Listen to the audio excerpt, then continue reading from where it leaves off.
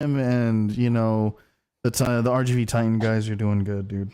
Yeah. Listen, I miss my RGV Titan days, man. Yeah, those were good days. Meeting up at the studio and stuff like that, and just like to Charlie talking. Fredward, man. Yeah, dude. Hit up Fredward one day. I love that dude. Right. We should try and bring him back on the show just one time. Yeah, he's gonna be like, I don't know anything about comic book guys. Like that's your guys' cool, thing. Man. We don't talk about comic books much anyway, so it's fine. No, we talk a bunch of shit about a bunch of stuff back in the. We used to cover shit back in the day, comic books and nerd shit wise. But like, he would hold his own. He would hold his own. Yeah, but he would also ask like the good questions. You know what I mean? Yeah. Like especially when you're talking about Invincible. Like when Invincible came out, dude, that was amazing. I do remember that shit. That was awesome. Yeah. Invincible. I can't wait for the next season, man. Oh, dude, same.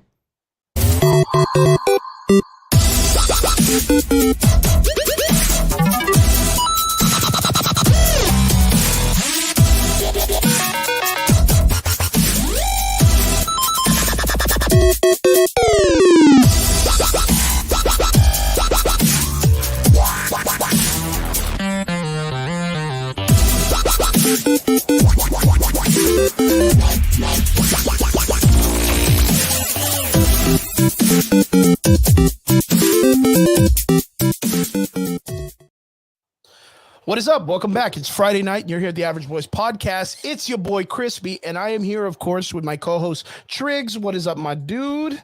What's going on, man? What's going on? What I do. Thank you to everybody in the comment section, everybody in the viewing. Thank you guys for jumping in and coming in with us. Got some cool shit to talk about today. Brian is here, but not here right now. I would say something like he's here in spirit, but he's actually here. He's just getting his computer up and running correctly. He had some weird audio issues, man. Yeah, he had some audio issues real quick, but he's gonna be jumping on. What's up, Myers, man? Good to see you, my dude. Good to see you in the comment section. What's up? And to everybody else out there, thank you guys for tuning in. Triggs, what's up, man? How was your week? Man, it was actually pretty good, dude. Actually had a really, really good talk with Myers this week. We were just kind of hammering out some details when it comes to the job. Nice. So some things that hopefully I might get to be a part of next month, if all goes well, and one thing, and if Myers is still listening, one thing that I actually kind of made the conscious decision that I'm going to be doing very, very soon, and that is to get my CSS certification, my certified spirit specialist. Kami. What is CSS? Kami. Yeah. Right.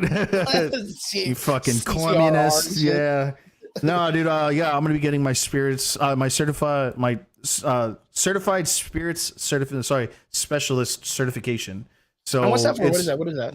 So for people who are like big wine aficionados, sommeliers are like the top of the bunch, right? These are the wine experts. Oh, nice. CSS is the spirits like equivalent to that. Rob's already coming in. Ezra #1 fan, Chris. Oh, dude, was I? Yeah, I'll talk about that when I get my opportunity. But okay, Triggs, I have a good amount of people that I've known for a long time, bartenders and all this other stuff. Yeah, you guys, Georgie and all the boys, everybody, Liz, all the people from the clan back in the days and stuff.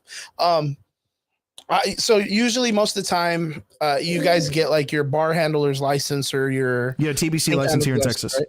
Yeah, your TBC license here in Texas. Does this turn you into one of those weird guys that you swish the thing around and you smell it and you put a little bit on your mouth and you spit it in the waiter's face and I always see those videos. To me, if I'm gonna be very technical, yes, I am one of the I am one of those. I am definitely gonna be one of those guys who gets a bottle exactly what I'm talking about, right? Yeah, and you're like, okay, at the bottle in the sunlight and because believe it or not, and not to sound super pretentious, right? So what you're doing is you're looking at the bottle, you're looking at what's called the body, right? So you're looking at the texture, you're looking at the viscosity, you're looking at the color, how it flows and things like that. Yeah. Shit like that. You got your little beaker, science kit and shit. You put a little bit in your mouth. You tell the guy to stand still, spit on his shoe, because you want to see how it reacts to leather or fake New Balances or something. Yeah, I got it. I'm about that life. I always see that, and the one that tripped me out was there's a dude that does that for water. There's people that are hired to do that for water, and I want to do that shit, dude. There's like bottles of water out there that cost like $300, Bro, and I want to know why the water out fuck there that's why like am I 10 grand. buying this quarter shit when there's $300 bottles of water? What's the difference, Dude, there's $10,000 bottles of water. Why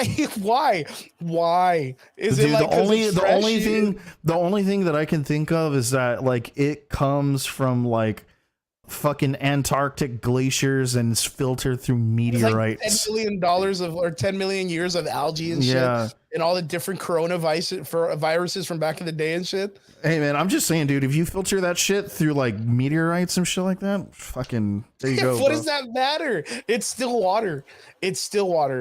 I gotta like just the idea of it. What is like the crispiest water taste like? Is it just like air? I don't fucking know. I'm not a water aficionado. But I mean, come on, because we got to understand that the idea is like the quality of the item has to change with the price, right? Not always. So it's just well, I mean, okay, brand, you're paying for the brand.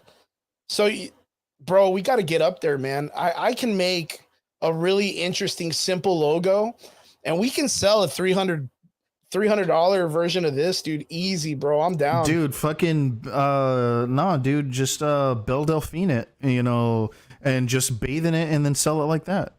Oh, there you go. Yeah, remember the fucking gamer bathwater? So can you imagine, dude? Like a love guru selling water. That's what's $300 because they want to get some of that essence. That's so gross. Look right there, dude. Rosaka water, yeah, man. See, filtered, $100 a bottle. Why though? Can you put me in the comment section? Why is it $100 when it's still just water? Just water. I'm gonna, I'm gonna bring in my water aficionado. I'm gonna bring in Brian. Brian, my water aficionado. Even Alex is like, bro, 10 out of 10 gamer water. Dude, okay, so like we're talking about because Brian, welcome to the show. So glad to have you. I know you had your gig tonight. And I'm so happy you made it. Yes. I hate having shows without you guys on it. You know this. So Triggs is gonna go for a license so he could do like that smelling of the wine and spit in people's faces. Oh, like this, like the sniffer, and all that shit. That. Yeah, be okay, like. Well, I'm sure you know what a sommelier is, right? I do. Yeah, okay, he's gonna get his license for that. Shut the fuck up! I'm going for my CSS.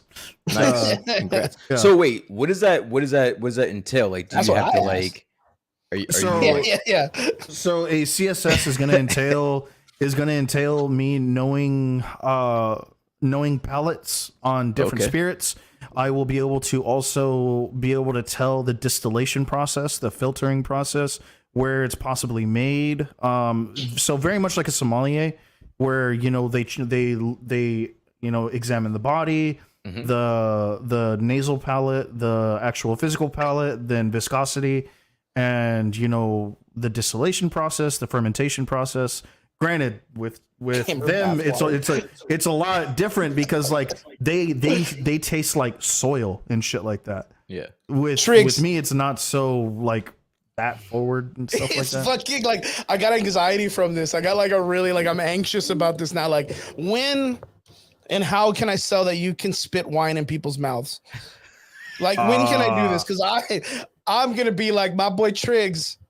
He's the wine aficionado, and if I'm not a wine aficionado, dude. Those guys are fucking pretentious as fuck, dude. I'm telling you. I want you to like smell the bottom of the wine glass, like dude, 4 sommeliers, and all of them are pricks. Dude. And then you grab that motherfucking dude by the jaw, and you open it, you just spit in his mouth, and you're like, then smell his mouth, bro. Then smell his mouth and then be like, this is what I do. This is good wine. All right. Listen, guys, like, I got this shit from Walmart, man. This is not what Triggs is going to do. That's not at all. My brain is like in a whole other imaginary. Yeah, dude, you're like immediately like, oh, dude, you're a prick now because you're going to do that. You're an asshole now. That's not at all what I'm trying to be doing. You're going to get a badass gray suit that barely fits and shit. No shirt underneath, dude, just chest hair. Dude, honestly, if I could pull that look off, you fucking know I would, dude. And Chris, can I ask you a question? What's up, dude? Yeah. Chris, though. Hey, what's up? Why did your brain go to that? Like, I don't know, dude. It's because I've seen videos, and the thing is like you saw videos spitting in someone else's mouth. You show us those videos. The guy's like, This bottle.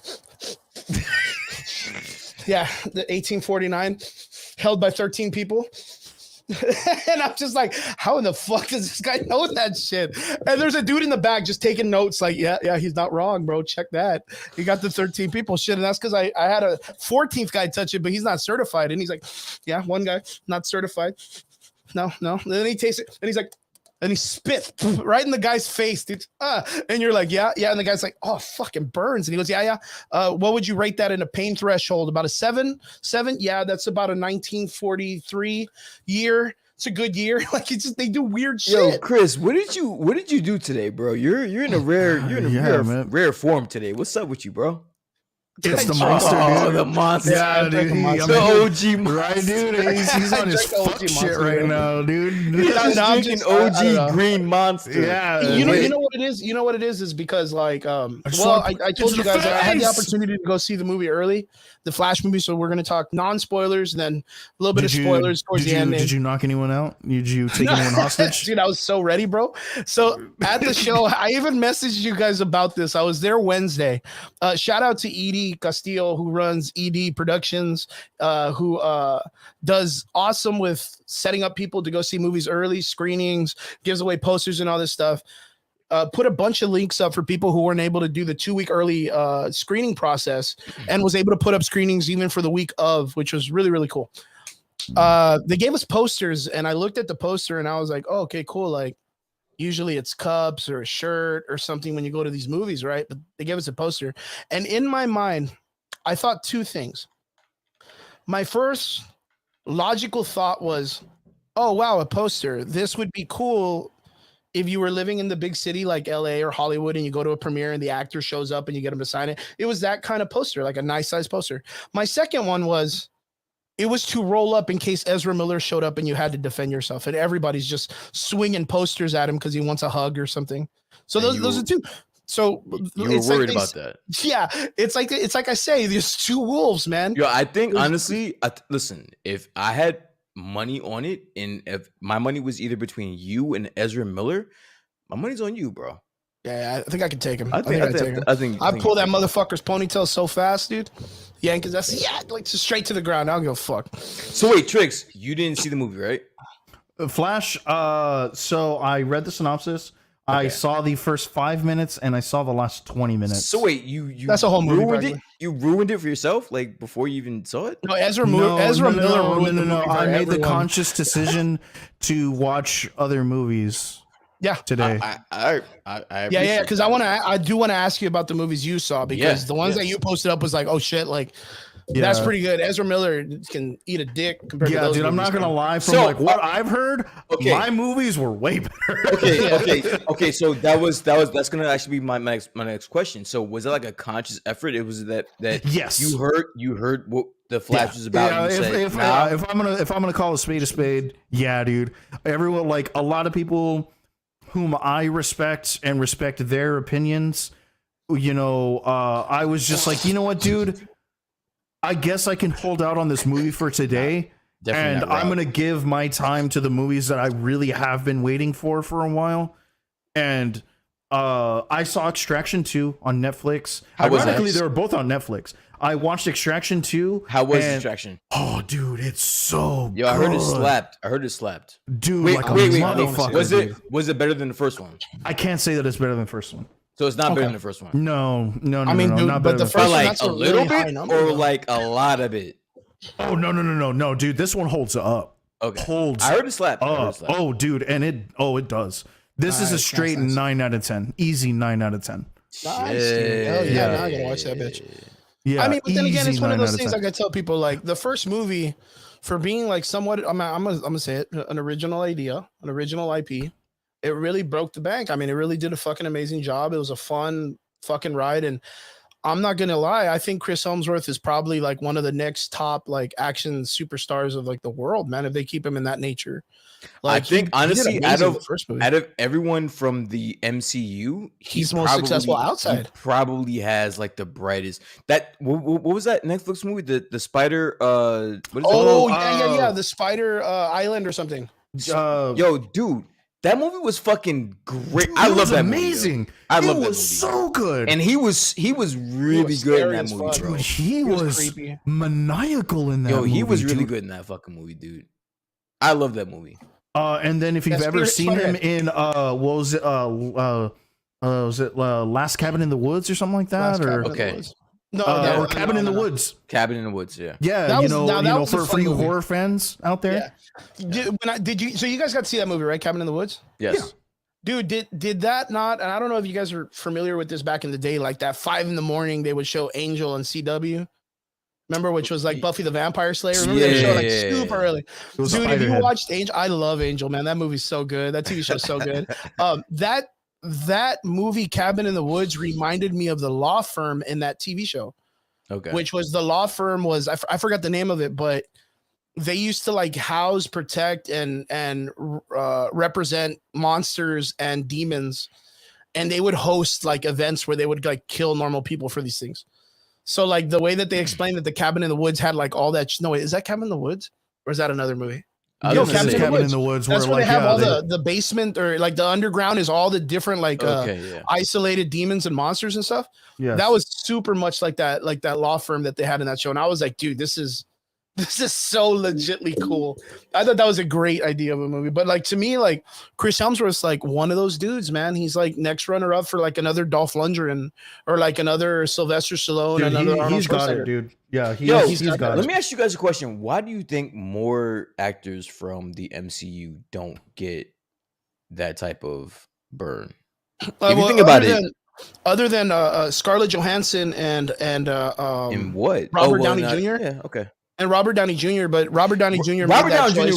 we have to exclude. Like because he's phenomenal. He had a really prominent career prior to that. Yeah, he's excluded from this conversation. I'm talking about like the newer. But even then, like let's say we were to include him in this conversation, right? Let's say for argument's sake, we were to include him in this conversation. He's dude, the fucking Sherlock Holmes movies. He's phenomenal, dude. And that's like at the end of his career. Yeah, dude, that's like at the end of his career. Like that's. Robert Downey Jr. is like at a whole nother time capsule by himself, dude. I want to talk about like the Chris Hemsworth, the Chris Evans, the ScarJos, those types. Why is it that Mark Ruffalo, dude? Mark Ruffalo, but like he's kind of like in this. Yeah, but he also had a pretty big career beforehand, you know. But why can't the rest of them get any type of notoriety other than MCU shit? I think it's because I personally think it's 2 little words, dude. Typecasting. That's fucked up. Drew, what's up? I don't want it to be that. But in my heart of hearts, I think it's typecasting.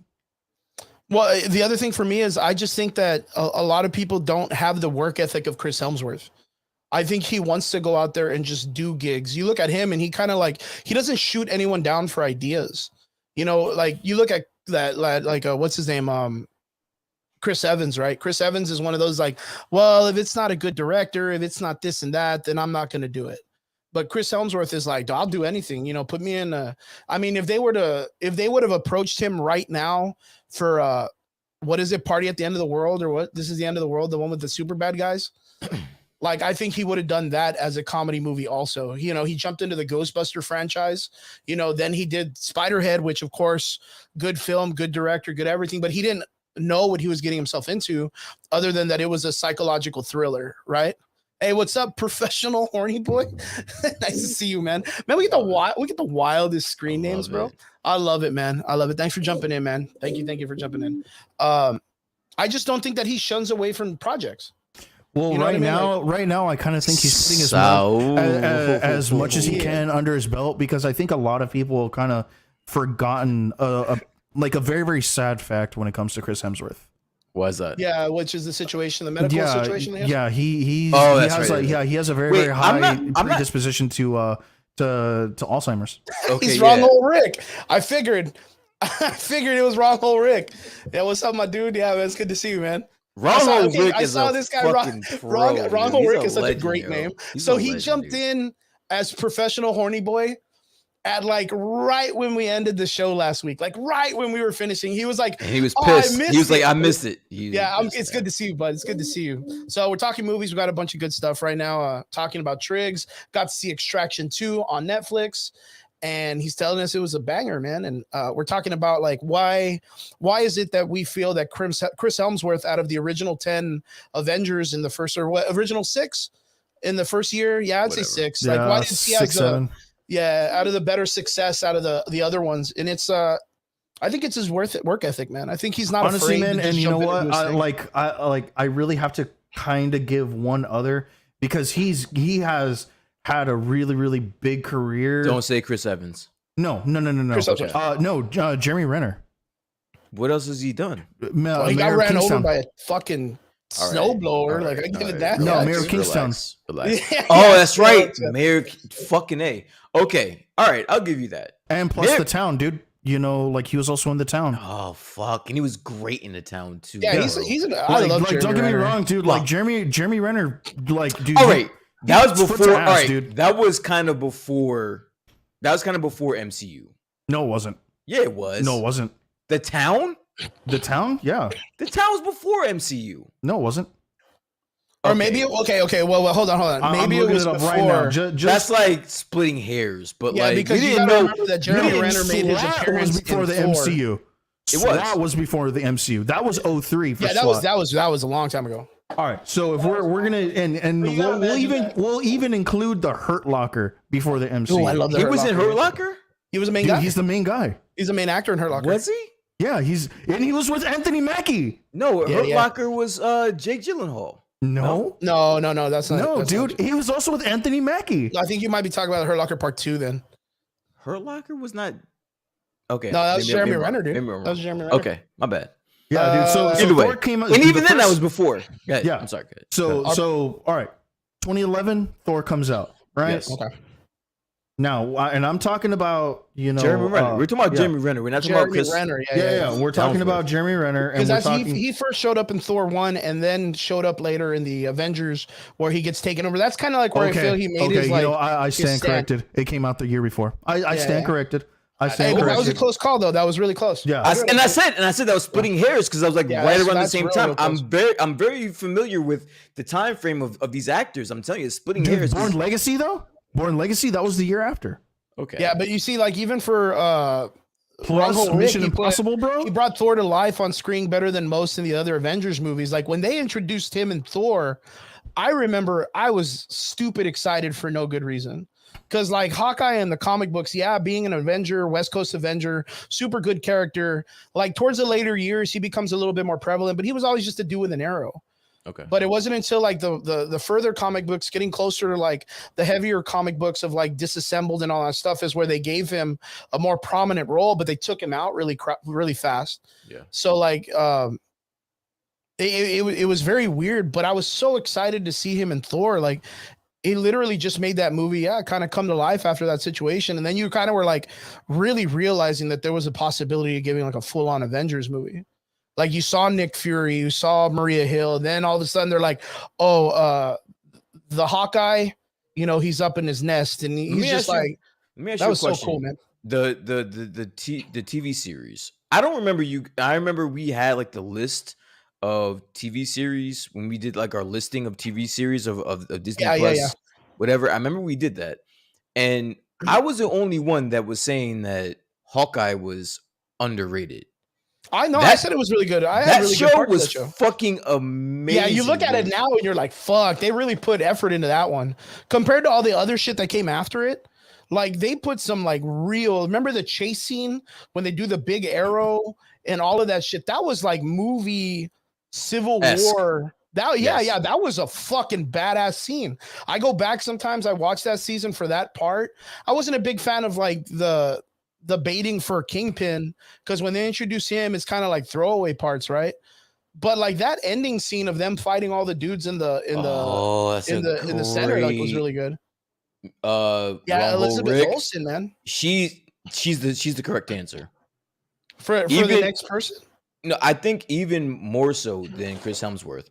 I think Elizabeth Olsen has been working her ass off, bro, like as much as possible. Dude, speaking of Elizabeth Olsen, bro, Wind River, which is probably one of the highlights of Jeremy Renner's career. And then the whole fucking Candy shit that she just did, the show, the Candy show where she was playing the wife that cheated or whatever. Dude, that show was fucking amazing. And Elizabeth Olsen did her fucking thing, bro. Oh yeah, Elizabeth Olsen, she's been a killer ever since. She was in Candy? No, she wasn't in Candy, but she played a different version of that show on HBO on HBO Max or whatever it's called. I would say that the only thing that Elizabeth Olsen that was kind of weird for me was Love and Death. Love and Death. Yes, Love and Death. Yo, she killed that performance. That is one of the best shows on HBO right now, dude. Yo, I would say that the only weird movie I've ever seen Elizabeth Olsen's it's not even that weird of a movie. It was just the timing was weird, which was Godzilla. Do you remember that? She was in Godzilla. Yeah, dude. She's with Anthony Johnson. She's the wife as like a scientist in that movie. Okay. She's Quicksilver's wife, and then in the Marvel during that same time, you think that's brother bad? And sister, bro? She's Thanos' daughter in Old Boy, and he fucks her, dude. Shit. Oh, dude, I fucking Old Boy, bro. Oh my god. She's the drug addict daughter. Yeah. But that wasn't as bad as this, because this like Godzilla. Look, Old Boy's crazy. That's a crazy fucking film in Japanese. Old Boy is crazy. Dude, did you know that Mantis comes out in that movie too? Does she really? Or does she really? No, this is like deep cuts. Yeah, Clementov. She's the main bad guy's like main. Mr. Garcia, what's up? From the Collectors Podcast. What is up, bro? What is up? Yeah, it wasn't as weird because like it was exactly like if Age of Ultron gets released and then Godzilla gets released and you're like, wait a minute, aren't they brother and sister in the other movie? And then they're like kissing and making out and having babies and you're like, I can't do this, bro. Yeah, dude, in the same movie, bro. At the very end, you see Thanos. Thanos grab the glove and you're like, hey man, wait, didn't she like fuck you like a music like a movie ago? He literally tried to just make everybody forget that scene, man. Yeah, he was like, man, we forgot about that. Chris, I mean, I know we're going to cover The Flash later, but Saul said in the comments he's watching the Flash movie. He's on it right now, dude. No, he said that he's watching the Flash movie right now. It's a 5 out of 10. What do you think about that, yo? I think it's valid, bro. I'm gonna pull an Ezra Miller, and I'm gonna drop a bomb. I'm gonna drop a bomb on you guys today, bro. Go ahead. I'm gonna say like I bet you're gonna think it was just like 9 out of 10, dude. Solid as fuck. Fucking I'm gonna drop a Rob in the comment section like 10 out of 10. Fucking I'm gonna pull a Barry Allen in that movie and say your emotions are valid. I'm going to give you your safe space to understand yourself, and I'm going to sit over here and meditate on my actions. You're gonna trigger me. You're gonna trigger me because I want to go so bad on this movie right now, but I don't want to. So we're gonna wait on it today. I watched Black Clover over this movie. Hey, true that the anime. Yeah. Or like dude. Yeah, the new Black Clover movie just came out today, and I watched that too instead of this. That's been on hiatus for so long, so thank God they put something out. Yeah, and you know amazing. What? I always love when Vince comes in just a troll, because I know he's probably like the most trolling person in this chat, and I love it. Yo, but you know what? I love that shit.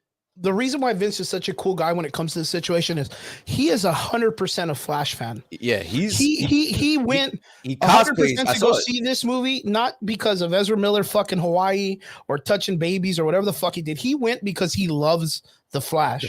And he's going to support that through and through. So in this situation, if a guy like Vince says, oh, well, I love the Flash, but the movie gets a 2, I'm going to take his fucking opinion for it. Like, Vince, I really am. Vince, if you saw the movie, give like your real rating. Yeah. So I've been telling people this, and this is it's not spoilers, but like, I think the everyday moviegoer is going to enjoy the movie.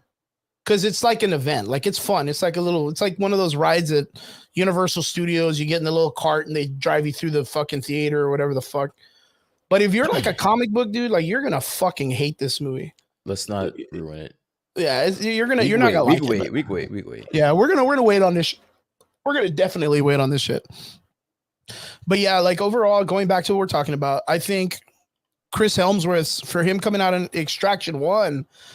and playing like a PTSD version of a person who's like gone through so much tremendous shit and then still fights for the country and does all that stuff. Like, I think he did a fucking amazing job. An amazing job. Dude, you get a lot more on his trauma in this movie. Like, they really lean into it. I'm about really lean into it. Like, you find out that like I'm not going to spoil anything, but you find out that there is a lot more to that story that makes him feel guilty. Not just the fact that his son died, but he feels guilty about it. And what was that movie that I told you guys about that I saw? No Remorse? George, you can't infiltrate if the door's open. You can't, like, the door's always open to you, George. George and Alex, you know, I take that back. I want to say that Alex and Vince are like neck and neck when it comes to trolls in the chat. Yeah. Like, you guys are like 1-1. Okay, without and I love it. Bro, it. You say that, and then we're gonna get like our Twitch and YouTube crowd. Yo, fuck it. We're gonna be like, challenge accepted, dude. All right, whatever, yo. They have big shoes to fill, bro. Because you know what? Okay, Alex and Vince. Okay, straight up, Triggs. Extraction 2. Yeah. Right, or The Terminal List with Chris Pratt on Prime. Ooh. Where do we sit with this? Because man, dude, I told you guys I saw that thing through and through, and I was like, dude, Terminal List this is a really slaps. Good movie. Yeah, the fucking Terminal List was really good. Okay, so Brian, hold on, Brian, you didn't get to see that one, or did you get to watch that one? I didn't see it, but I honestly I want to see them when you guys are finished. I want to see them in the Triggs, and I want him to listen. So good. Okay. You guys go. Yeah. Where do I rank it in that sense? Okay, Terminal List is amazing for what it is. Extraction is great for what it is. Extraction is great as a movie. Terminal List is best, yes, I think, told as a series. Because you got to remember, the Terminal List is a book. Those are a series of books. Yeah. And those I was just laughing because Robert said he brought the flash bucket. God damn it. Yo, I told you I want that mouse head, Rob. Stop playing with me. Go ahead. But yeah, man, honestly, I and very much like with Jack Reacher now, getting that TV series love, because those are also based on books. I think that's the best direction for it. And if I ever saw Jason Bourne do the same thing, I would love it just as much. Yo, I mean, tell me that a guy named Professional Horny Boy isn't the biggest troll, or Wrong Hole Rick, right, in the chat. Hell yeah, that's like bet. You know what? As a matter of fact, let me talk about that, because George is here, like he's at my house. He's in the living room, and he's doing he's working with Christella. They're doing a photo shoot. Bring him in. We have an event tomorrow. Let me put this up real quick, because I got to put this up, because big shout out to my boy. Yo. Tell George to jump on for real quick. Oh, he's in the living. He's doing work, man. It's hard to get him up here. Where's fucking Betancourt? Where's Betancourt, bro? Yeah, hit him up. I'm not even fucking kidding you. Where the fuck is Betancourt, bro? Hold on, I'm gonna go hit him up too. Hold on. Yeah, first thing I was like, spam him, bro. We were spamming his ass, yo. I'm gonna let you guys know he is right now in the Mercedes area. He is getting ready because they have the Psychotronic spree tomorrow, starting up tomorrow. Man. So tomorrow they start a long-awaited horror sci-fi convention that's going on. I'm gonna be honest with you. I know you talk about like all like the cons that go on around there. This is probably the only one that I'm mad I'm not there for, yo. You know what? Yeah, because it's one of those things. Like it's. I wanted to be there for this one. This one is kind of like special. Like this, I wanted to be there for this one, yo.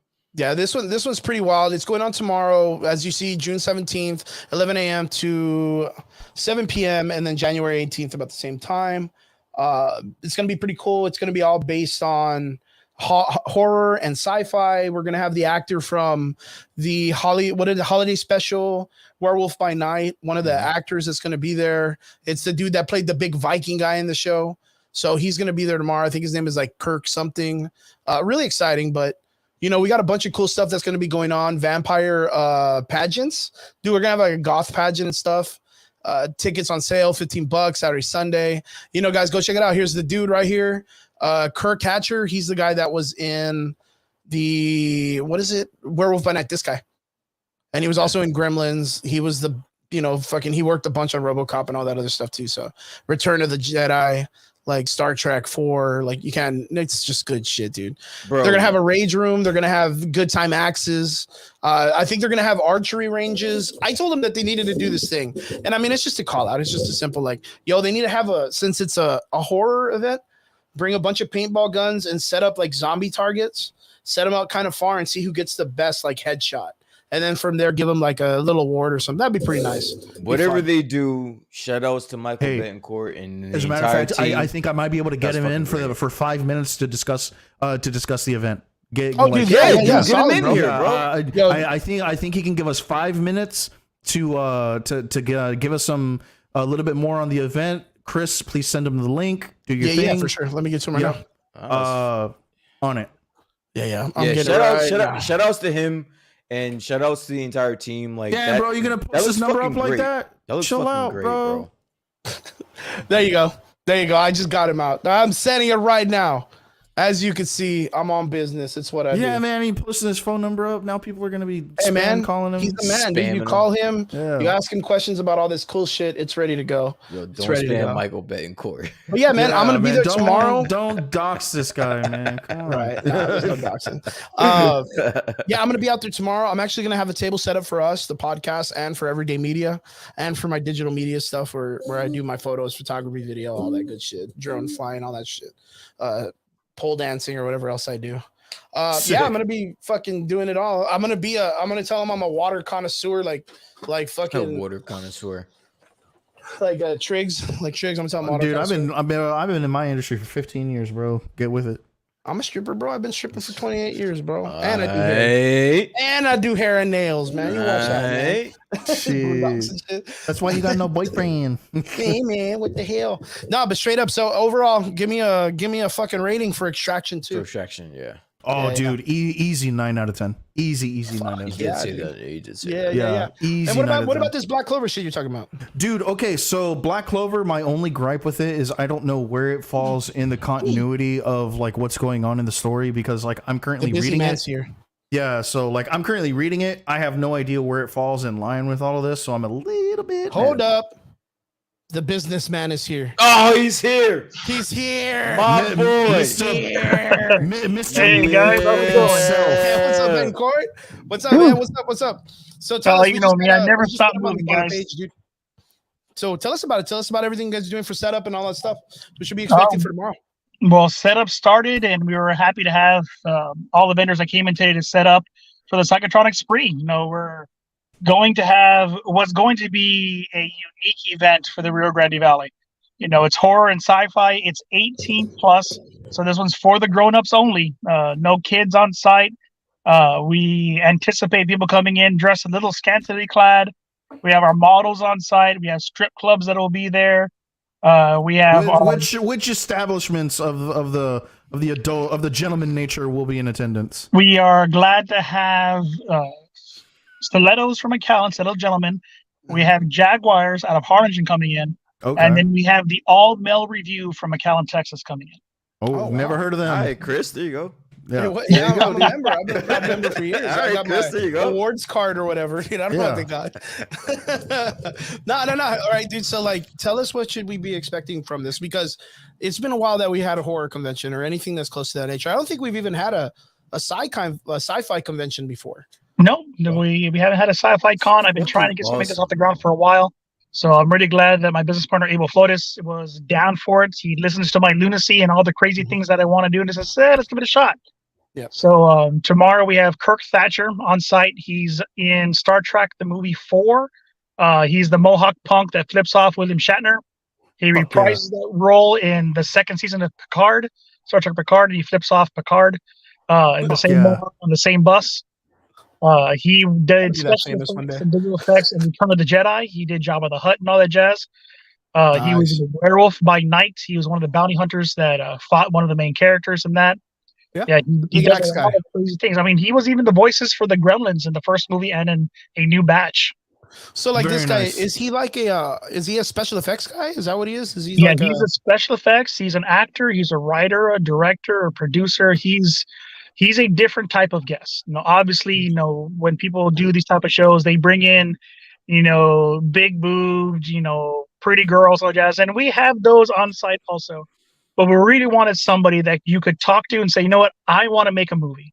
I want to make a horror story. I want to write something. I want to build a puppet. I want to do something like this, and you can learn on site.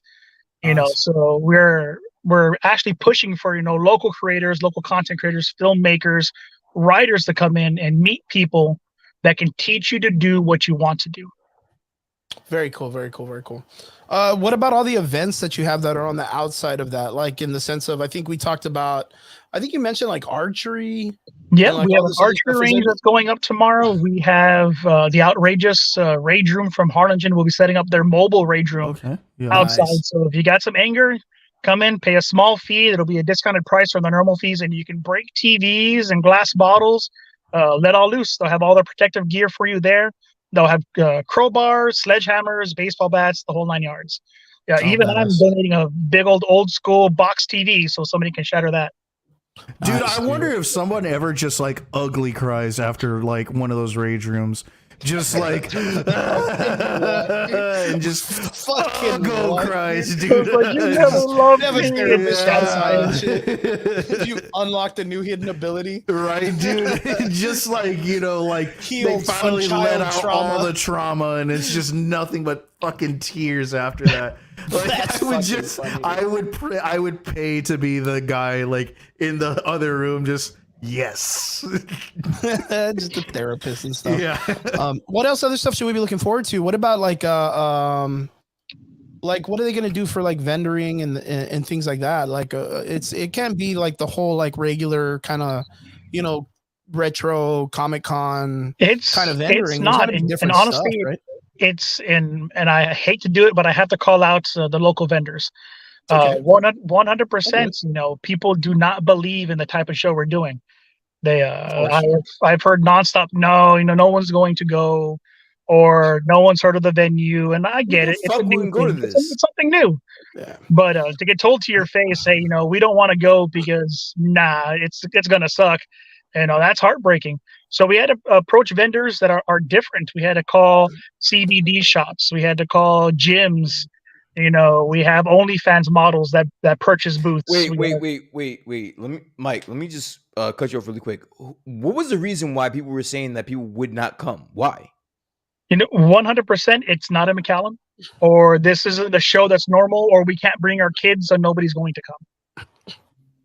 Gotcha. Do people right? Do people usually bring their kids to cons though? Yes. Yeah. Yep. Regular conventions, yeah, like comic book and anime cons, they usually do. Really? But yeah, it's as a matter of fact, you got to remember, dude. You can't see the comment section. Like they're in the in the RGV. It's very, very family oriented. Everything that you do, like you always try and bring your kids to. Okay. Doesn't matter if you're fucking doing your laundry, you're going to the movies, you're going to a convention, you're going out to eat. Your fucking kids follow you everywhere. Yeah. Right. Yeah. And so for an event like this, where absolutely no kids are allowed or should be fucking allowed at, yeah, man. Like I can definitely understand why they would have that, you know, proclivity about it. But at the same time, yeah, dude, to be told like, oh man, this is gonna suck. Bro, fuck you then, like vanilla motherfucker. No, but even in the comment section, you know, you see David says it right there. People just don't like change. Chris, if I may, Mike, I want to cut out like a 20-second. I want to give you your praises, dude. Like, out of all the cons that I hear about, and you guys have a lot down there. Like, you guys have a lot of fucking cons, a lot of things happening down there, right? This is probably the only con where I'm kind of pissed, and no disrespect, Chris, all the cons that you go to. This is probably the only con that I'm pissed that I don't get a chance to go to. Like, yeah, it sounds good. It sounds fun. It sounds different. Amazing. Like, I understand that. Like, I'm not blowing smoke up your ass, and I don't, because you should know me. Like, I don't do that shit. Like, this sounds like a fucking dope concept, and plus I'm a horror fan, so it's like, this sounds fucking amazing. So why people would not want to go to this doesn't make sense to me at all. True that. Yeah, one of those guys it's an uphill battle, but the goal we have is what we're planning on doing is doing this like a television season. So in 2023 is season 1. We're doing this first one this month. We're going to do another one in August, another one in September, another one in October get people used to the idea that an adult show can exist. We already have the beer company Ling Ling is on board as a sponsor. Ling Ling, that's in Pennsylvania. Yeah. Listen, I'm calling it now. This is going to be a smash. I'm calling it now. This is going to be a smash, and it's going to catch on. I'm telling you, it has to. This is a genius idea, especially if there's no other thing like this around, True. it's gonna catch on, bro. I already know better. Yeah, it's just rough. Like I said, it's rough to hear. I mean, today, for example, I had a vendor call me. He's like, you know what, man, I was gonna take the chance, but I think the show's gonna suck, so I don't want my 2 tables. So I have a show tomorrow that I got to replace 2 tables for. So if any vendor wants to take the shot, give me a call. And that's rough, you know, to get told you're not South Texas Comic-Con, so we don't want to try it. You're not this show, Anime Fiesta, so we don't try it. And I get it. A lot of love and respect to Ramsey and his show. He does okay, but what were those shows before they were those shows? Exactly. Yeah, you know, I was there when Ramsey started all those shows. I was working with him for it. So I get it. I understand. Yeah, you remember the Omnicon days? You know, I remember that back in Omnicon. Yeah, and I get it. I understand everybody's fear and not wanting things to change, but we need new things, especially for the grown-ups. It's 18 plus. Come and have drinks. The bar opens at 11 o'clock when the doors open. White Claw is there. That's where I would be. Yeah, we have Blue Moon on site, and they're one of our sponsors for the show. And not only that, Mike, I want you. I'm sorry. Hold on, Mike. Go ahead. All those people that are pulling out last minute, I want you to take note, and then when you blow up, you charge them fucking triple. Double, you triple that shit. Not double, but straight triple. up, at the matter of fact, too, like that mentality of those people only saying I'm going to stick with those conventions ruin the opportunity for other cities in our environment to grow as a community, to build bigger also, because McAllen isn't the only city in the Rio Grande Valley that can do this.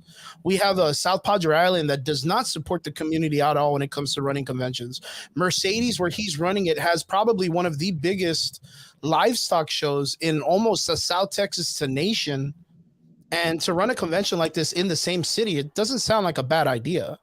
You know, the livestock show is a whole city involved in a show, running everything based on sports and cowboys and Western shit. But like saying that it only stops there for support is kind of a shitty situation. And then the other thing too is it sounds fucking nuts, doesn't it? Like and then not only that, we have, of course, like one of the only drive-in theaters that's still up, like that's literally like a mile north of where we're going to be at. Mm-hmm. Then we have, of course, the Mercedes the outlets, which is like where every person that comes from international shopping comes to buy shit. It's like San Marcos. It's just an awesome place to be. Like Mercedes is such a great city, and you have people that are like, nah, your thing's not going to be good, so I'm not going to go. But the thing is like those vendors, my biggest thing is a lot of these people only care about themselves.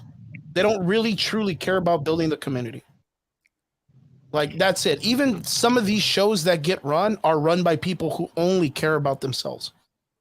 Like, who only care about them. Mike wants to build a community. He's been doing it for a long time. There's several guys with him. Margaret, too. Margaret wants to build a community. Yep. David in the comments section, he wants to build a community. I want to one day hold a convention. I want to build a fucking community.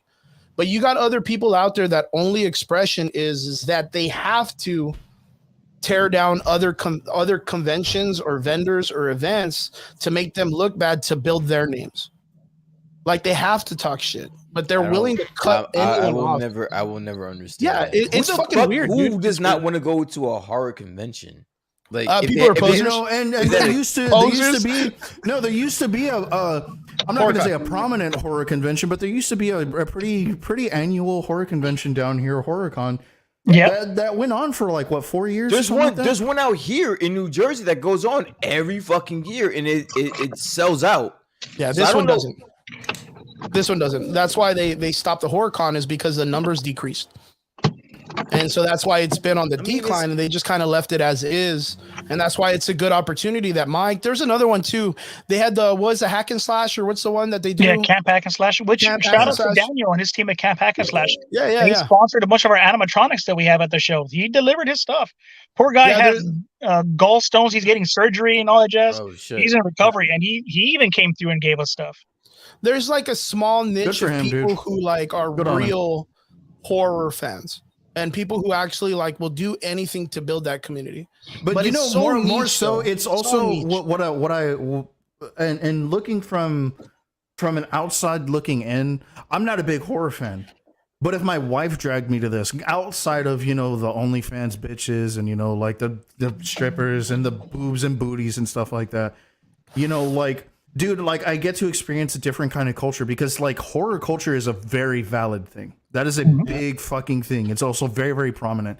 And to say that it's not is pure ignorance, right? Yeah. My wife loves horror. So it's like universal. if she told me to go to this, I would be like, fuck it, dude, like let's go. You know, so it's chance for vanilla guys like myself to go to this, to experience things like this that you really are not going to experience down there. Listen, I'm tired of blowing smoke up Mike's ass. I just wanted, honestly, the only last thing I want to say to him is that Indiana Jones is going to bomb, and I can't wait. And I can't wait till it does, so I can ask him back on this show so I can laugh at him. That's it. You know what? I will pay for my ticket and ride that bomb all the way fucking down. I've actually heard some all the way to hell. Like the first third of the movie is actually very like the first 20-30 minutes is very much like an Indiana story, and then it starts to derail like later on and stuff. I'm sure it derails a whole lot there. Yeah, bro. the last 10 minutes is just going to be Harrison Ford talking to me with Michael. Thank you for buying the one ticket. It's gonna be Steven Spielberg wheeling him out and shit in a wheelchair. I'm toxic, dude. I'm toxic. I'm toxic. You know what? And I was just talking to Trigger about this too, bro. They were doing a red carpet and they had Steven Spielberg, George Lucas, Kathleen Kennedy, and some other people on stage, and John Williams, right? And I was talking to Trigger and I was like, Trigger, should we talk about this? Remember, we're just doing this. Yeah, dude. And like, honestly, like my biggest thing about that is that like, I feel that after everyone got their shout out and Kathleen Kennedy didn't, I really felt like George Lucas should have been like, I'm back, bitch. Yo, Mike, Kathleen Kennedy, just like Mike, I have to ask you. Mike, I have to ask you before we let you go. I know you're in transit, right? So the rumor is that if Indiana Jones bombs, Kathleen Kennedy is out. How does that make you feel being such an Indiana Jones fan, knowing that your movie is resting whether or not she's going to be in or out? Like, have food on her table next week. That's kind of like you kind of wanted a fair, but you were an Indiana Jones fan. So where does that put you? With me personally, and we've talked about the way I feel about this franchise and where I stand with this specific movie. For me, it's the last goodbye. And if this thing fails, I'm okay with it failing because I got my last. You got your nut. Okay, I got mine. And that's where we're at with this. In reality, there's indie fans that need this thing to succeed because they want the franchise to keep going. Harrison Ford's old as shit, and I don't want Chris Pratt to be the new Indy. I just know. I don't. I mean, I just know. So it's okay. If it fails, fuck it. It fails. I'm paying to watch it anyways. I'll buy the steel book when it comes out because that's where I'm at. Yo. So at the red carpet, it's all these people on stage, and George Lucas. Well, Steven Spielberg goes, I want to thank the guy who created Indiana Jones, George Lucas. Woo! The crowd, right? No, because he invented the character. And he goes, and then I want to invent the person who is Indiana Jones. I want to acknowledge him. Harrison Ford. Yeah. And he goes, and the last person, and it's 4 people on stage, dude, 4 fucking people, him, Kathleen Kennedy, George Lucas, and Harrison Ford. And then the commentator, whoever the fuck that guy is. Like he goes, and I want to thank the last person who's been with us all throughout all the independent movies of Indiana Jones. The glue that's held us together. That held us all together. The person that made it all together. Made the melody and made all the beats, John Williams, and didn't say anything about Kathleen Kennedy. She just stood there like, because she sucks ass. Because Kathleen Kennedy sucks. And Trigger was like, nah, like it's not too bad. And I was like, bro, everyone got their roses except Kathleen Kennedy on stage. Wait, Steven Spielberg had nothing to do with Indiana Jones? Producer, well, he's a director, and like he helped write it with George Lucas. Okay. So like, but George Lucas came up with the idea of Indiana Jones. Gotcha. And then he just ran with the story. So okay, all right, whatever. And that's kind of like the friendship between him and Steven Spielberg. Which, again, Mike, we had the craziest fucking conversation last week, which we probably should have brought you on. That there's like theories and all this crazy conspiracy that Star Wars is going to eventually go not bankrupt, but they're going to go garage sale, and they're going to end up selling back to George Lucas.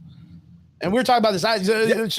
And Brian was like, I ain't having this shit, Chris. Don't even bring this shit to my table. This is nonsense. No this is fucking nonsense. He can't do it. And I'm like, bro. I already know Mike. Mike's on my side, bro. I already know it. Mike, right now, Disney owns enough properties to flash sale a bunch of other shit. Before Star Wars. Exactly. Yeah, we will flash. Disney will flash sell the entire animation division before Star Wars goes. I fucking told you guys. True that. No, but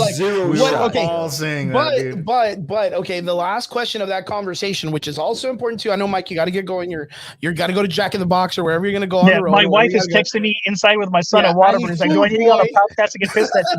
I know. As a fan, would you want to see George Lucas get the franchise back and make it?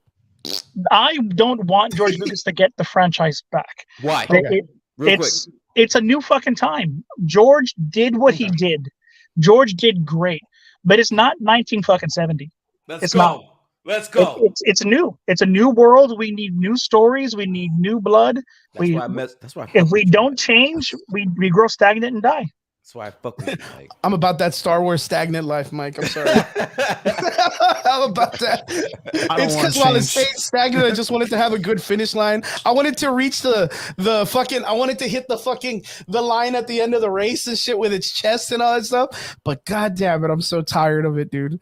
I'm so tired of it. If they give it to George Lucas, it's like, bro, don't uncanonize the goddamn last 3 movies and make it a definitive story.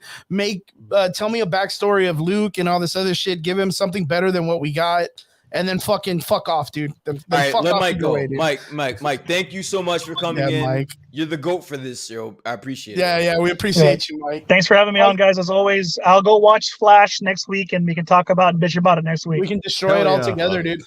We can destroy it all together. We'll be the biggest villains ever, dude. Mike, it was good. I will be seeing you this weekend. I'll make sure we get a picture, hug it out, and all that good stuff. Yeah, good luck, dude, man. Congratulations, man. Thanks, guys. Appreciate it. I'll see you, brother. Good later. Talk to you guys later. Thanks, bro. All right. Good having Mike. Love the guy. Guys, don't forget tomorrow, Psychotronic Spree going on 7 a.m. tomorrow or 11 a.m. tomorrow. My bad. I got to be there early because we got to set up. I'll be there. Christella's going to be there with her booth. George, our photographer friend, is going to be there hosting too. He's going to be doing video and all that good stuff. A lot of people coming in. It's going to be a fun event. It's going to be great. We're going to be out there. All the kids are doing it. If you're not there, you're a poser. If you're a poser, dude. Right, dude. If you're out there and every week you talk about you love horror films, I'm gonna be a loser. Like honestly, I swear, I'm not joking. Like I was sitting there watching for the past like week and a half, like the post that he was posting. Like, damn, I wish I can make it out for that just to be with you guys, but also witness that. Like that looks like a good time. I think it's gonna be fun. Of course, there's a lot of people, of course, that are a little bit iffy about the what is it, 18 and plus. I guess that's the thing that catches a lot of people, but it's like, hey, dude, like every other 40, every other con, every other event, you have that. This is the one where it's you have this one where it's not that. Why is this such a problem? I don't know. Weird. But I'm telling you, at the other thing too, for you being in a big city, like a 45-minute drive to another part of the city, like that ain't shit. You know what I mean? But here, that's like just getting like almost down the street to just get fucking Whataburger or whatever for you guys. Like sometimes that's just what it is. Here it's different. Like 45 minutes takes you like across like three or four towns. So I guess like in our mentality of our fucking closed off Attack on Titan, Rose walls or whatever, it seems like it's a far distance, but it ain't shit in a big city. And if we want things to be better and bigger and awesome, like we got to give opportunities to all these shows and attend and support and be about it. And then figure out from there who's the shitty people, who are the bad businessmen, and don't support those people. You know what I mean? But that's just what it is. I'm excited. I'll be there tomorrow. Like I said, I'll be there. I'll have a table. Christella's got a table. We all got shit going on. And I hope to see everybody out there, man. I hope to see everybody out there. Let's see, boys, what's on the next part. You know, and that's because I told Trigger, I was like, man, I don't think we should talk about that Kathleen Kennedy thing. It's not that important, right? But that was fun. Yeah. That was fun. Yo, as a matter of fact, I don't know if you guys. We didn't talk about it. Like, do you guys mind just taking it like 5-10 minutes out? Just no. I don't mind talking about it. I thought it was an interesting talking point. What do you guys feel about like the rumors being like that's like her last stand? I think there's turmoil, man. I think there's some really, really crazy turmoil between all the group. And it's like one of those things. Like, I think, it's really, really good to say. Last week we were talking about George Lucas, right? And sitting on the outside of like news and being up to date on this shit like every week or whatever, like we try our best. But even yourself, you said it, you're like, dude, what the fuck is George Lucas doing? Like, it's probably just at home chilling out, enjoying retirement, because we don't really get to hear much. And then there he is on stage at Indiana Jones with Steven Spielberg as a production guy or as some type of like partner with him that's helping him with the story and whatnot. So he's still active, and he's standing like arms, like hugging distance from Kathleen Kennedy, the person who is literally like shit all over his whole like fucking like legacy, like his whole legacy and what he's left behind. So it's like, I don't know. I kind of just felt, and me and Trigg were talking about this, and Triggs, he has a good point when he was like, well, I mean, I don't really see it as too much. Maybe it was like heat of the moment or whatever, or they just kind of overlapped it or whatever. But it's literally John Williams, Kathleen Kennedy, George Lucas, Steven Spielberg, and the commentator standing like that. And Steven Spielberg gets the mic, says, oh, and Harrison Ford's on this side. And he gives his flowers to George Lucas, who's right next to him, and then Harrison Ford, and then comes down the list and skips her completely to John Williams. So he knew, you could see her. It's not like she was like accidentally behind someone or whatnot. You can physically see that you have to move her to see John Williams. It's not a secret. She's not a fan favorite. She's not a fan favorite in-house either. But like specifically, if I were to tell you that her job was depending on Indiana Jones, and we've already talked about the possibilities of where that's going to land, what does that mean to you?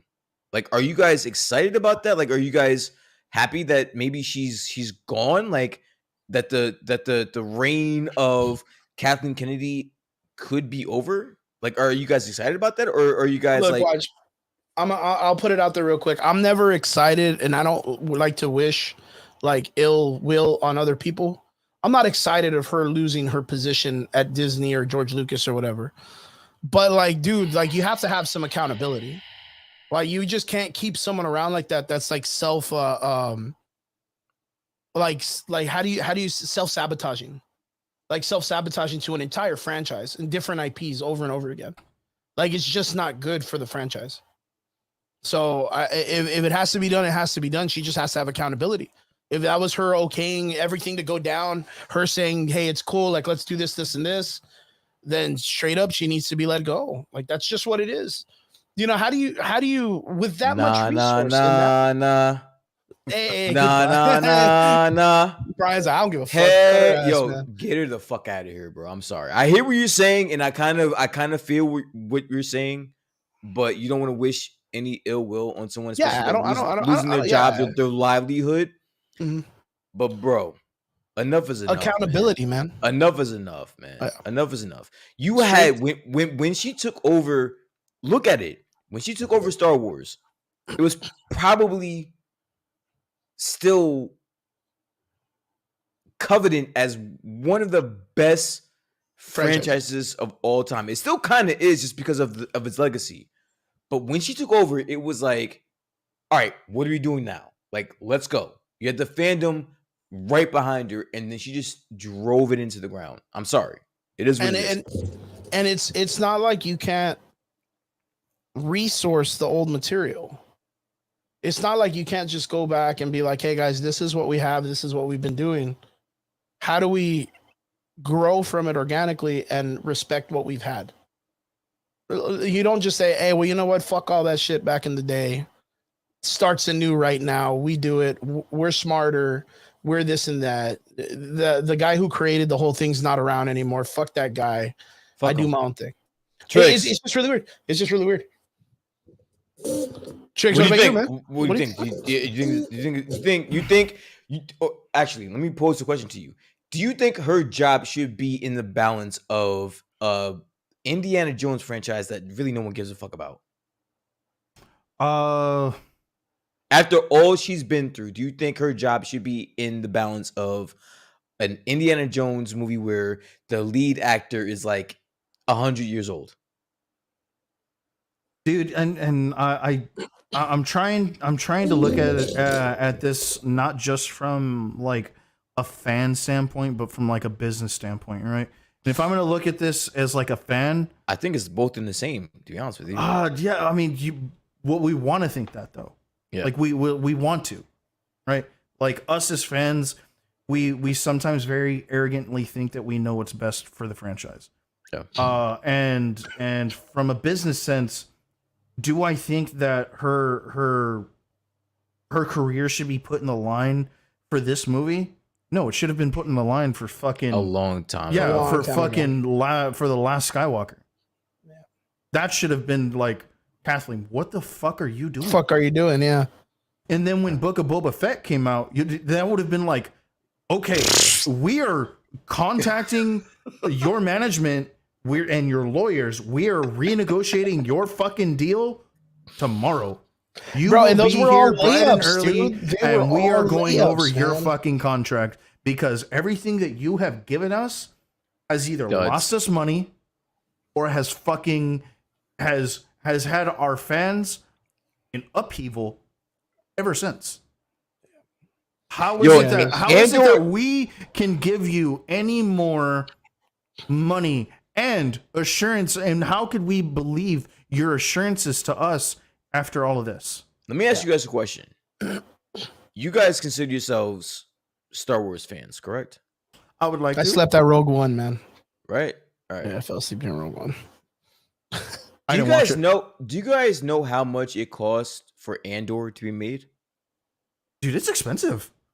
You guys No, know? I don't actually don't. That's a good question. I remember hearing the number once and thinking that it was kind of expensive. $250 million. That's a whole ass movie, man. Let me ask you guys a question. Did you guys finish Andor? Nah, fuck. I stopped after the Tricks. Did you watch it at all? No. I tried.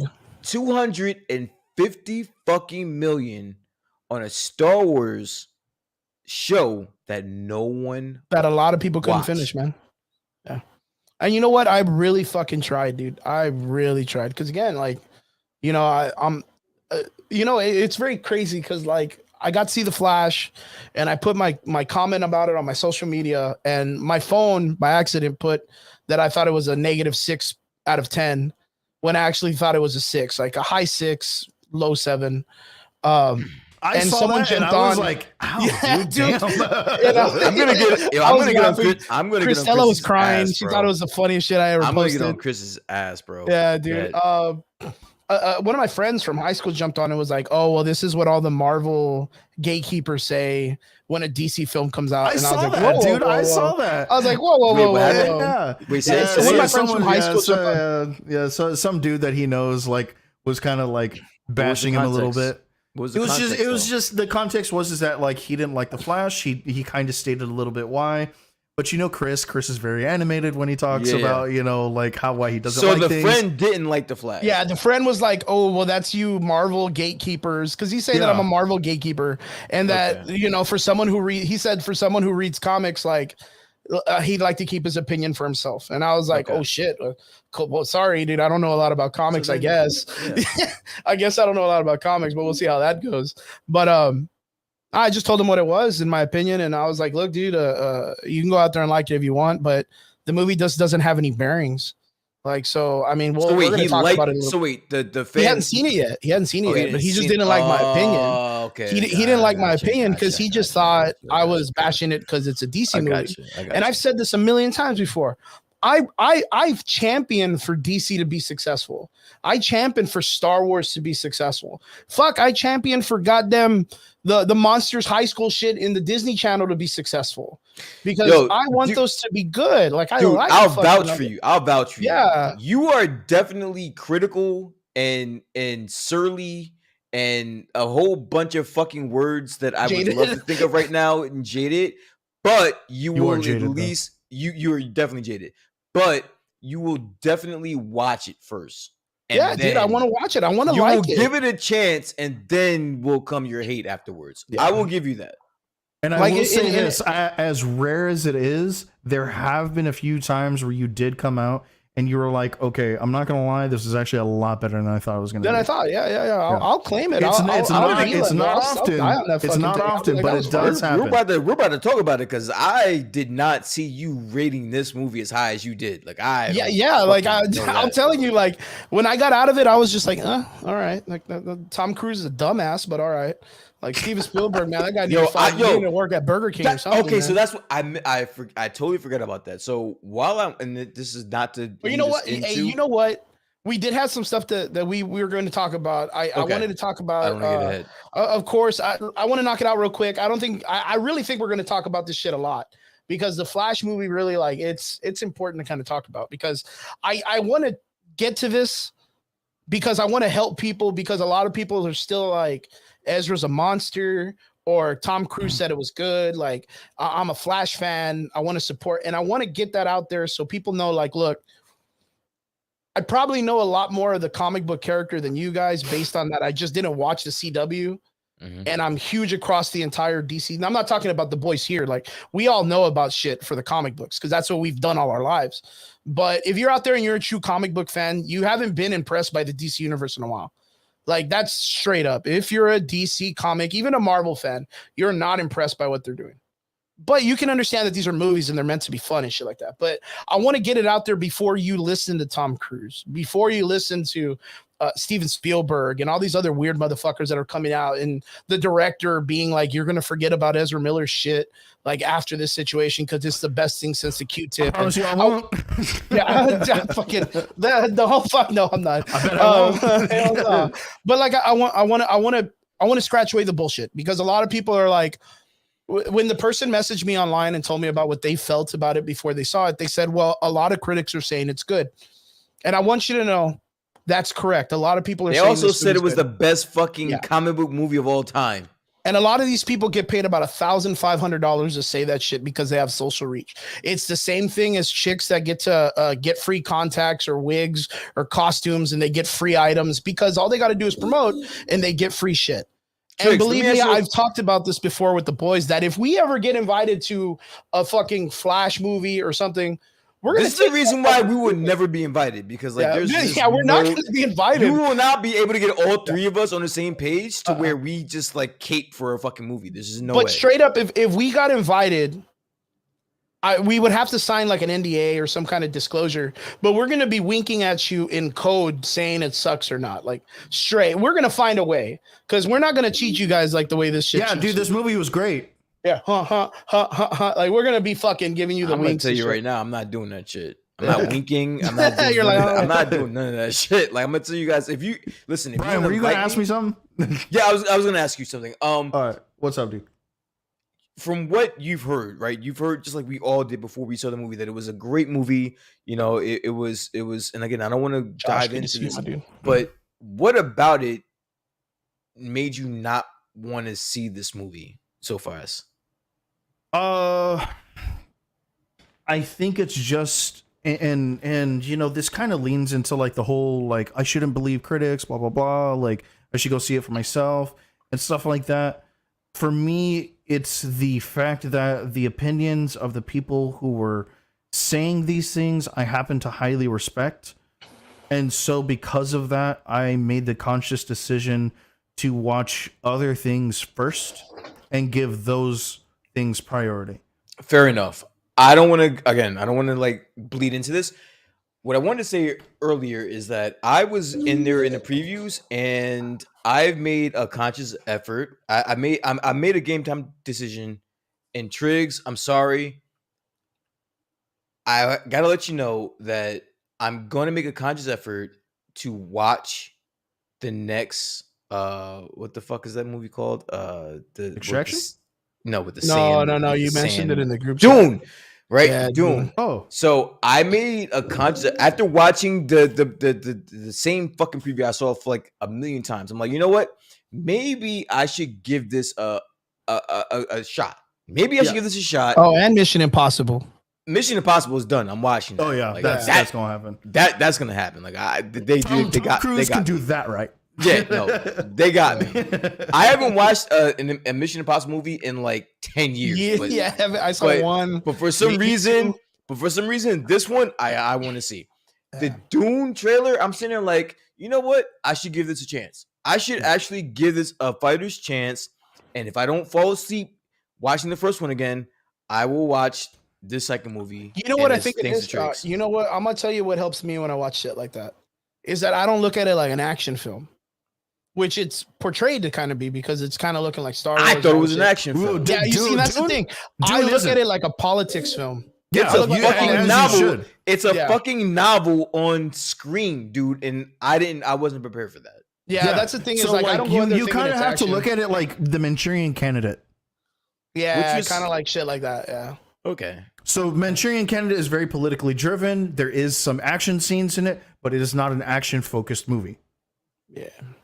You know what it is? Here, I'll break it down to you in early or like future terms. Barbie looks like it's going to have a better opening than Oppenheimer. He didn't go to Barbie. Damn. No, I'm telling you, it's going to have better box office than Oppenheimer.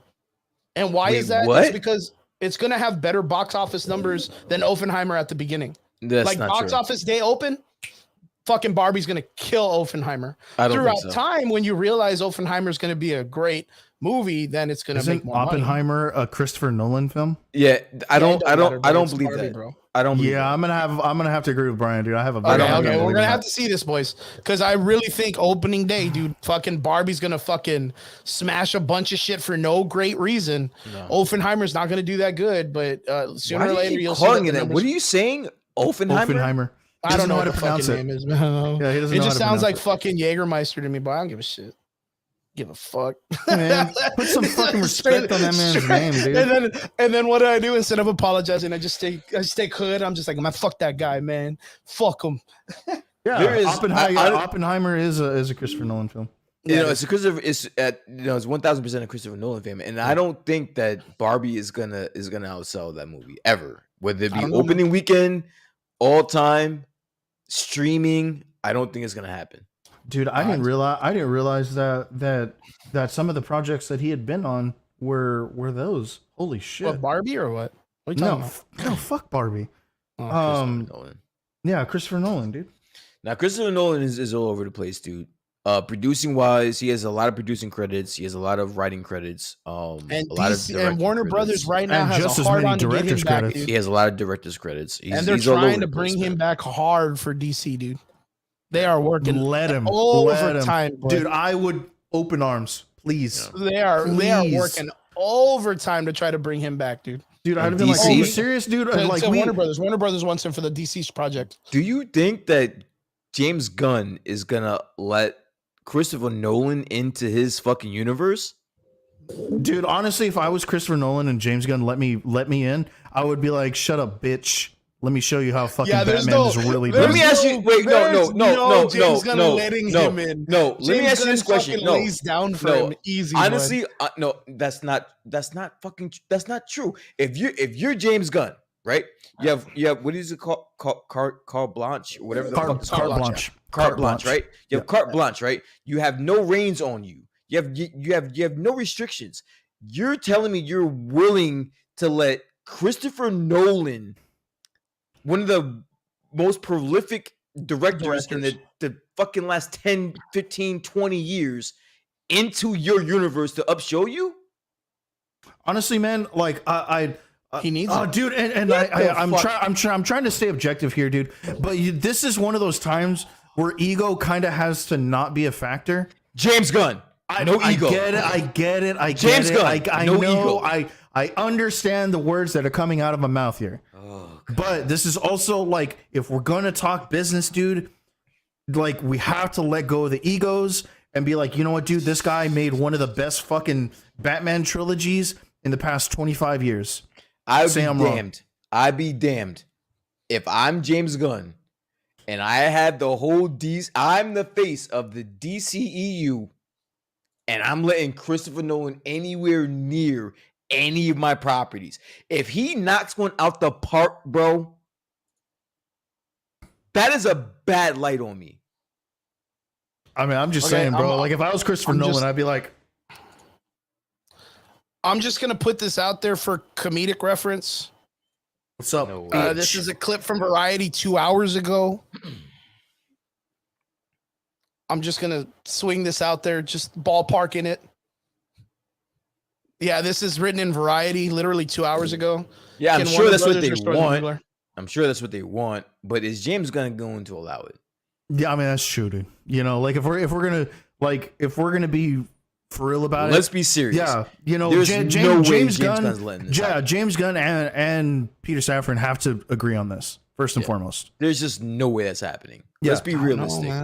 Let's be realistic. And on top of that, you know, like it's not just James Gunn's thing as well. You know, like, let's say James Gunn is more of the face of the DCU, and he does a lot more of the hands-on stuff, and Peter Safran is the guy who does a lot more of the administrative stuff. He's the one who oversees the DCU, you know, as a franchise, while James Gunn does his thing and the writing and the directing and things like that. I have a feeling that that's a big reason why he brought on Peter Safran, was so that he could do both and juggle both at the same time. That's fine. And have that extra help. That's great. That's fine. That's when we're talking about like mid-level to low-level producers, directors of that sort. When you're talking about bringing in someone that can show up everyone, that's not good for Peter Safran or James Gunn. That's not good. And but what if he sits across? And knowing that what we know of James Gunn, you really think that he's going to allow someone with that quality? He has a bigger name than James Gunn. Christopher Nolan, I don't give a fuck what anybody says. Yeah. Christopher Nolan's name is way bigger than James Gunn's fucking name.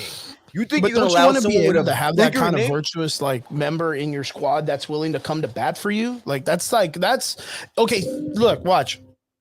You can't tell me that when all this Flash shit was popping off and when they had the first trailer drop and you saw the Batmobile fall and it had the double wheels, that the first Batman you didn't think of was Christopher Nolan's Christian Bale Batman. You were like, holy fuck, like that looks like Christian Bale. And then you were like, well, I was like, fuck, that's got to be Christian Bale. Like, why would they not want to bring him back? Best fucking Batman across the board other than Ben Affleck. Like straight up. Michael Keaton, of course. Like Michael Keaton, yeah, but that's a given. The guy's like close to 70. You know, he just got done doing Spider-Man No Way Home, still active, wanting to replace these roles as bat characters or winged characters, and still being very, you know, active in the film industry. Christopher Nolan stepped away from this and was like, yo, I finished this shit, dude. Look at me, man. My 3 movies. Still the top. You can't beat that. He gave us arguably the best Batman movies ever of all time. All three of his movies. Like it's cool that fucking Zack Snyder gave us the best Batman action sequence, but that doesn't beat 3 full ass fucking movies. That's a solid trilogy masterpiece of the Batman trilogy. I just don't see a world or reality where James Gunn, just him specifically. Now, if you're asking me personally, yes. If I'm James Gunn, I'm bringing fucking Christopher Nolan into my world. That would be like, why would you fucking not? But we're talking about James Gunn. Now, I don't know this man personally. I can only go off of what he's shown me publicly. That's not this man. That's not him. Yeah, I can see that too. I can see it very hard for them to work with. But if you have like, what is it, Bob Iger or what's his name, Bob Chapek or whoever the fuck's in charge, come in and be like, hey, you know what? Like, oh yeah, so it's Iger. If Iger comes in or one of these people comes in and goes, hey, Gunn, Peter's ass off. Like, thank you guys for what you're doing, stepping up to the plate, bringing this shit. Christopher Nolan's back. We paid him a abnormally large sum of money, and he said he's willing to play ball. Make it happen. James going to piss himself. He would piss himself. But he's just going to be like, Bob Iger's going to be like, make it happen. I don't care how you do it. Honest to God, dude, like, you know that fucking, that Christopher Nolan's just going to be like. He's going to walk in with the bat costume on in the first And I promise you, all right, and the only reason why I wish this were to happen is because under these type of situations, I think he would want to stick it to James Gunn and probably produce one of the best comic book movies ever of all fucking time. Ever. Can you imagine? And this is just on whim. Can you imagine the announcement and the internet fucking drive completely mad when they're like, the next movie that's coming out is going to be a DC film. Christopher Nolan is connected to it, and Christian Bale's coming back as Batman. That doesn't even no. It destroys the internet for a day. It would destroy destroy the internet for a day, but my brain won't even accept comprehend it. Like you're just gonna be like, holy fuck. Because again, I'm based off of what I know of James Gunn, and I don't want to sound like a broken record, but based off of what I know from him, it just would never fucking happen. There's just and then no not only way that, he's letting anyone into his listen. This is his baby. Like this is like his thing. This is what he's going to be known as for moving forward for the rest of his fucking life. Yep. Is going to be this, and there's no way he's going to be upstaged by any other person. And you know what? Like I can see this working too, because with what they did with Thor: Love and Thunder with Christian Bale's character, I bet Christian Bale want to come back and be like, I'm going to work with a competent dude that's going to make my character shine. Like that has to be a bad taste in his mouth as an actor. Like, you know what I mean? Like, listen, if that happens, I stand corrected. But I'm gonna put my money on that. James Gunn not allowing it. Yeah, on James Gunn not allowing that to happen. I'm sorry. I'm willing to put my money on that. I'm gonna say it probably is, dude. And the only reason why I'm saying it probably gonna happen, because of like the sheer madness on what happened for like the post-credit scene and the after-credit scenes and all the little nostalgia shit they were able to pull off with the Flash movie. Like that's kind of like it's 10:30. But that doesn't have to do anything with Christopher. No, like that. No, I mean, but I get what you're saying. It deals with the reach of how far WB and the DC Universe Studios is willing to go to make a movie work. Yeah, but I think James Gunn would tell them, listen, I got this. Don't worry about it. But James Gunn's got to make it work. It's like this is his chance, bro. They're banking on him, so like he's got to make it work. Making this work. So like Christopher Nolan or not, they're James Gunn or bust. I'm gonna tell you what, even in the comments, that was my problem. That was my problem from the jump. You have to understand. Everyone was not everyone, but a lot of people were so happy that James Gunn took over this role. Listen, you have to be a James Gunn fan to actually be on board with this, bro. Like we are all, when it comes to DC, we are all James Gunn or bust now. Are we realizing that? Like we're realizing that, and we're fine with that, right? Like we're James Gunn or bust, because they're putting all their stock, they're putting all their Easter eggs in this one basket, and he's a niche fucking director, writer, whatever you want to call him. Not to mention, and this is me just throwing it out there. He's way less of a niche director than Taika Waititi is. It's way easier to digest. It's way easier to digest a James Gunn film than it is a Taika film. I understand. And not to mention, this is what they're working with right now. Hold on one second. Let me just answer that specifically. I agree with you, Triggs, but Taika Waititi is not head of the MCU. He's not the head. Yes, he's you're right. He's niche as fuck. They're both niche as fuck. Yeah, like if Taika Waititi were to stand up on a Comic-Con stage, the New York Comic-Con in October, and be brought out as Kevin Feige's replacement, I would understand that. He is just a director as of right now, a director or a writer. We're talking about James Gunn, who is a niche director / writer, who is the head and the future of the entire DCEU. Yeah, the co-head. And I get that. My only thing is that if that were to be the case, dude, I would really have to give the solid argument for Peacemaker. Because Peacemaker, no one gave a fuck about. And I can't argue everybody loves Peacemaker though. While yes, it is a niche character, everybody, like a casual fucking TV watcher, can go watch that and be like, dude, this show's fucking hilarious. Okay. This show's fucking hilarious. Okay, so you have Peacemaker, and then I would have Suicide Squad, right? Yeah. I mean, but they're both James Gunn. Yeah, and they're both James Gunn, properties. And I totally get it. One was heralded as a success, and one was not. So like you had that. Well, I mean, don't forget the whole trilogy of Guardians of the Galaxy also. No, that's Marvel. Oh, just strictly DC or what? Just strictly DC. Okay. right? Just strictly DC. You have Peacemaker, which I loved, which was great. And again, that's not everyone's gonna love Peacemaker, dude. Not everyone's gonna love Peacemaker. But yeah, it can be a little bit too vulgar or grotesque. Was a huge hit on HBO, though. But it's HBO. I would debate that. I would debate was a huge. Again, I think it was a niche audience that loved it, and I think that and regardless, I think that he has a niche audience that love his style, and everybody else they care less. And now this is the guy that you have heading your whole DCEU, and not only that, but he's kind of modified whether or not he's writing and directing everything. But the majority of the major shit he's writing and directing, dude. And look at his choice. This is 1 day ago. Look at the article. They chose the dude who just did the Flash movie to head Brave and the Bold. Like, and okay, Brian. Fact, Triggs, you haven't seen the Flash yet. Brian, you saw the Flash. Do you want a Batman movie based on the way they did the Flash movie? Look at the way he handled the Batman characters. Ben Affleck's character at the beginning, some comedy shit that they were just trying to make him look silly.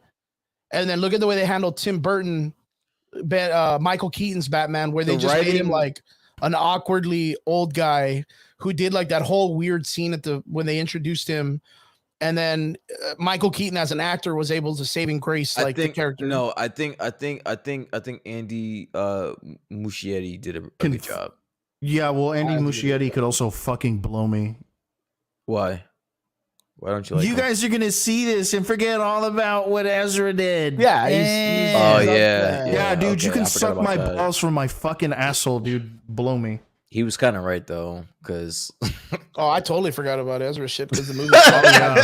He was kind of right. Because I was like, bro, this movie was bad. He was kind of right though. But you know what? I appreciate it. Triggs is sticking to his guns, bro. He's like, fuck that movie. I appreciate that shit, bro. No, I'm not saying fuck the movie. No, I'm not saying fuck the movie. That's not at all what I'm saying. I'm saying I haven't fucking forgotten about what Ezra did just because the goddamn movie came out. Scratch that. So let's say you both of you, same time. You're both Bob Iger. Yeah. And me, James Gunn, down here. I'm laughing at this shit. If I'm Bob Iger, I'm sitting back, lighting a cigar, laughing at this shit. And I bring this shit up to the table. Look, I bring this up to the table and I say, hey guys, this is who I want to make my Batman movie. What do you guys think? And yesterday you had lunch with at Open, whatever the fuckheimer or whatever you fucking call it, Open Flamboyant. Yeah, you had dinner with Chris fucking Nolan, who gave you the best variation that this motherfucker is gonna try to do, and you saw him do 2 of them, they were just comical, and none of them hit like the way Christopher Nolan's Batman hits. Like, and it comes to the table where you're like, well, we could offer this guy like, $50 million to come and direct, or $180 million, and he bring us like one of like the best Batman films ever, or we get this dude who brought us the CG of that movie and said that shit was done on purpose. Like, what would you do as Bob Iger if I approached you with this guy, or there was like a small sliver, like the size of a hair, that Christopher Nolan was at least laughing at the idea of coming back? What would you do? I don't even know how to answer that, to be honest. It's a hard motherfucking question. I just don't see it happening at all. So I can't even suspend the reality of that happening. There's just no way. There's just no fucking way. I'm sorry.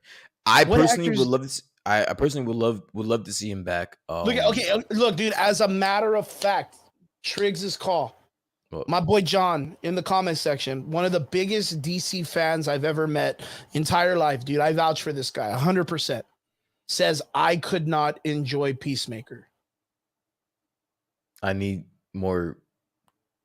And you know what? I'm going to take a guess. He's one of my best friends. And it's the fact on the reason why is because the character was taken from being like a regular Joe Schmo comic book character.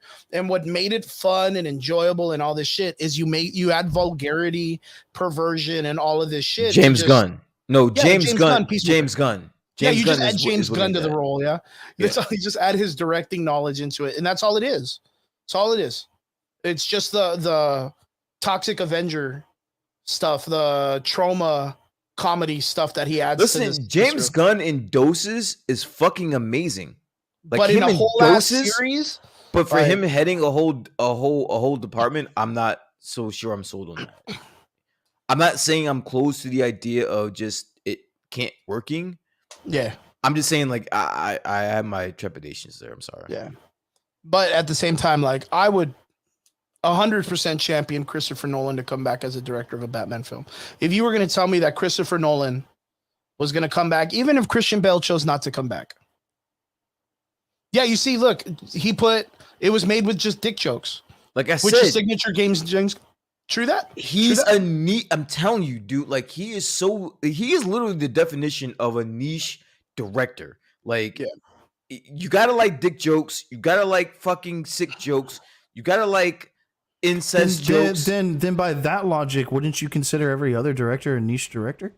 No. Martin Scorsese. Martin Scorsese has his niche. Martin Scorsese is for the masses. No, Martin Scorsese is for. Listen. I'm listening. I'm listening.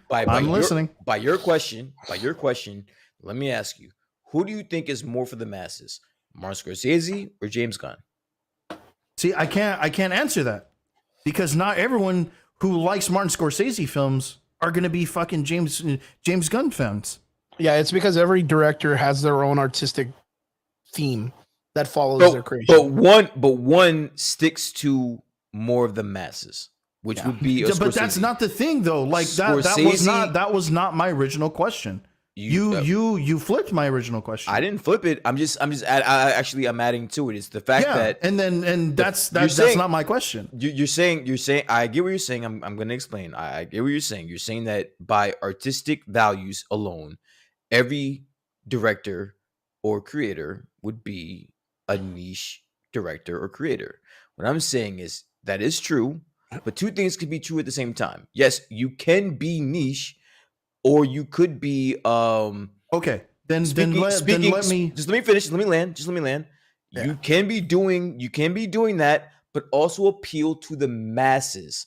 James Gunn does not appeal to the masses, bro. Okay. Then let me expand on that by using this analogy. Then, all right. There you go, John. Steven Spielberg doing Godfather could have very well worked, right? Very, very well worked, right? It's fucking Steven Spielberg. Yeah. And Martin Scorsese could have done shit.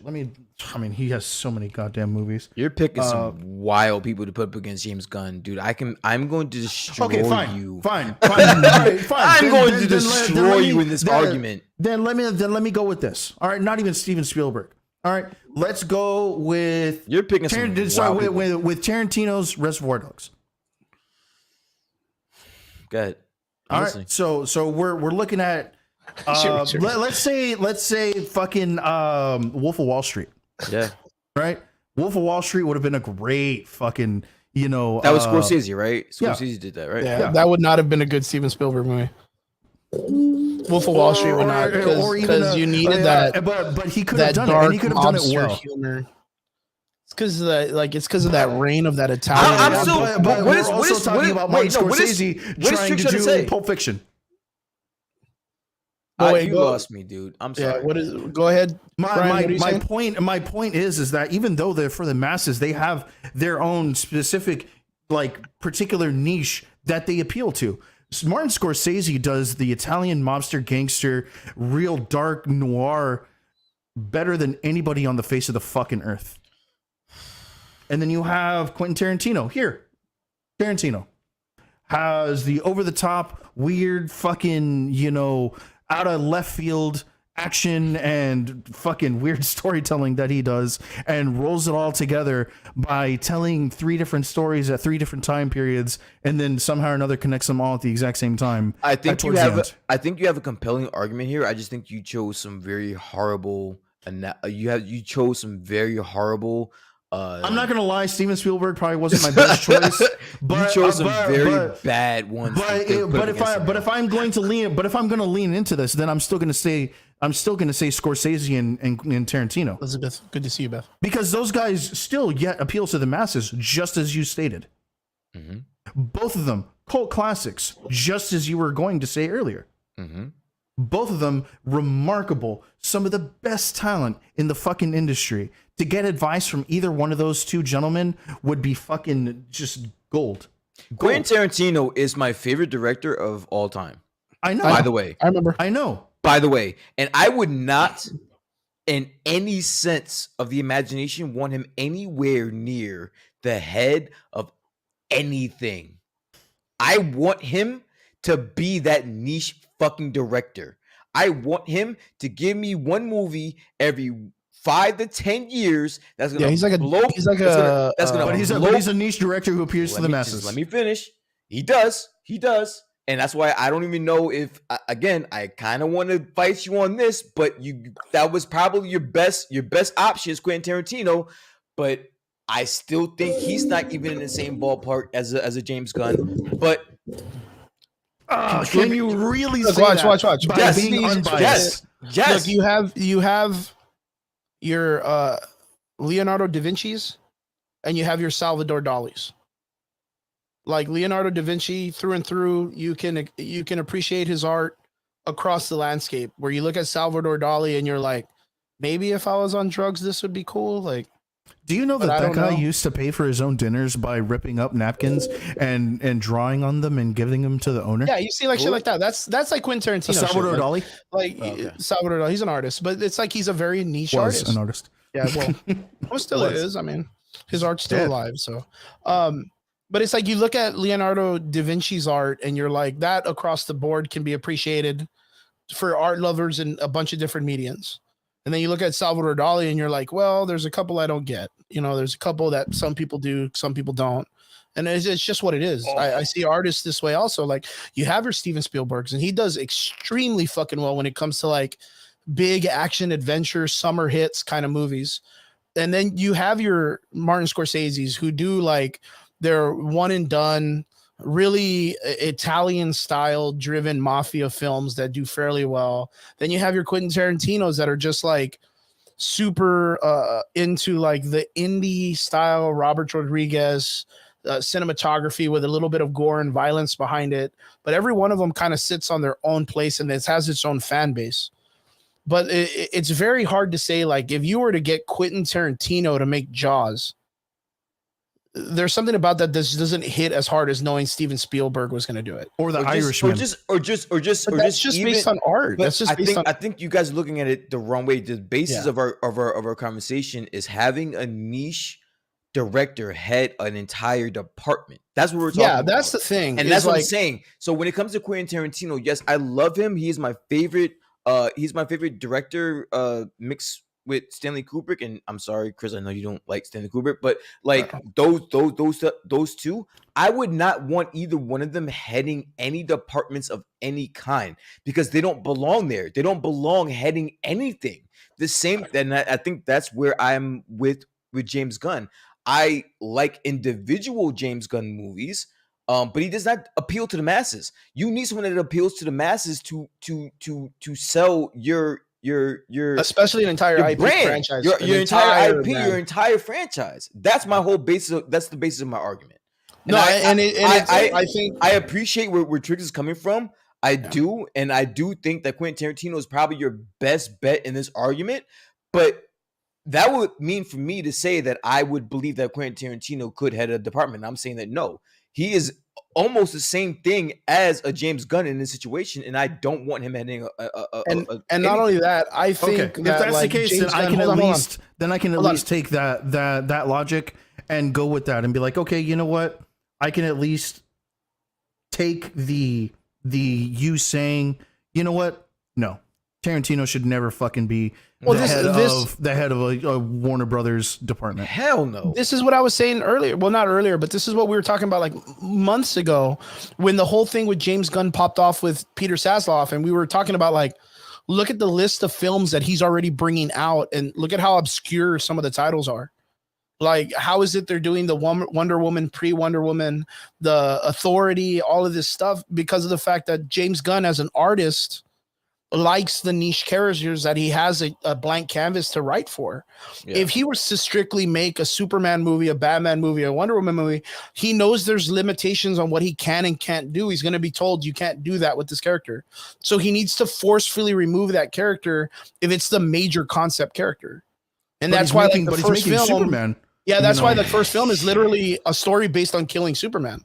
And that's why he wants to build up the authority, because it's a blank canvas. Yeah, but we don't know that he's going to kill Superman. No, did you see this week he made a comment saying that Blue Beetle is the first movie? Yeah, like, dude, who the fuck cares about Blue Beetle? And I don't mean that in disrespect. I know there's a niche fan for the Blue Beetle, but he's the third iteration of the Blue Beetle. He's not even the first fucking Blue Beetle. So you're not even going off of the origin story of the character. You're just going off of the Mexican one. White. That's white. Equivalent to Triggs complaining. You don't I don't know if Brian, if you've ever heard me and Triggs argue about this, which is like, if they bring Sam Alexander as the first Nova, I fucking riot. Rather than Richard Rider. But that's also because I love Richard Rider. Sam Alexander, who's a little Mexican kid and who does really great in his comics.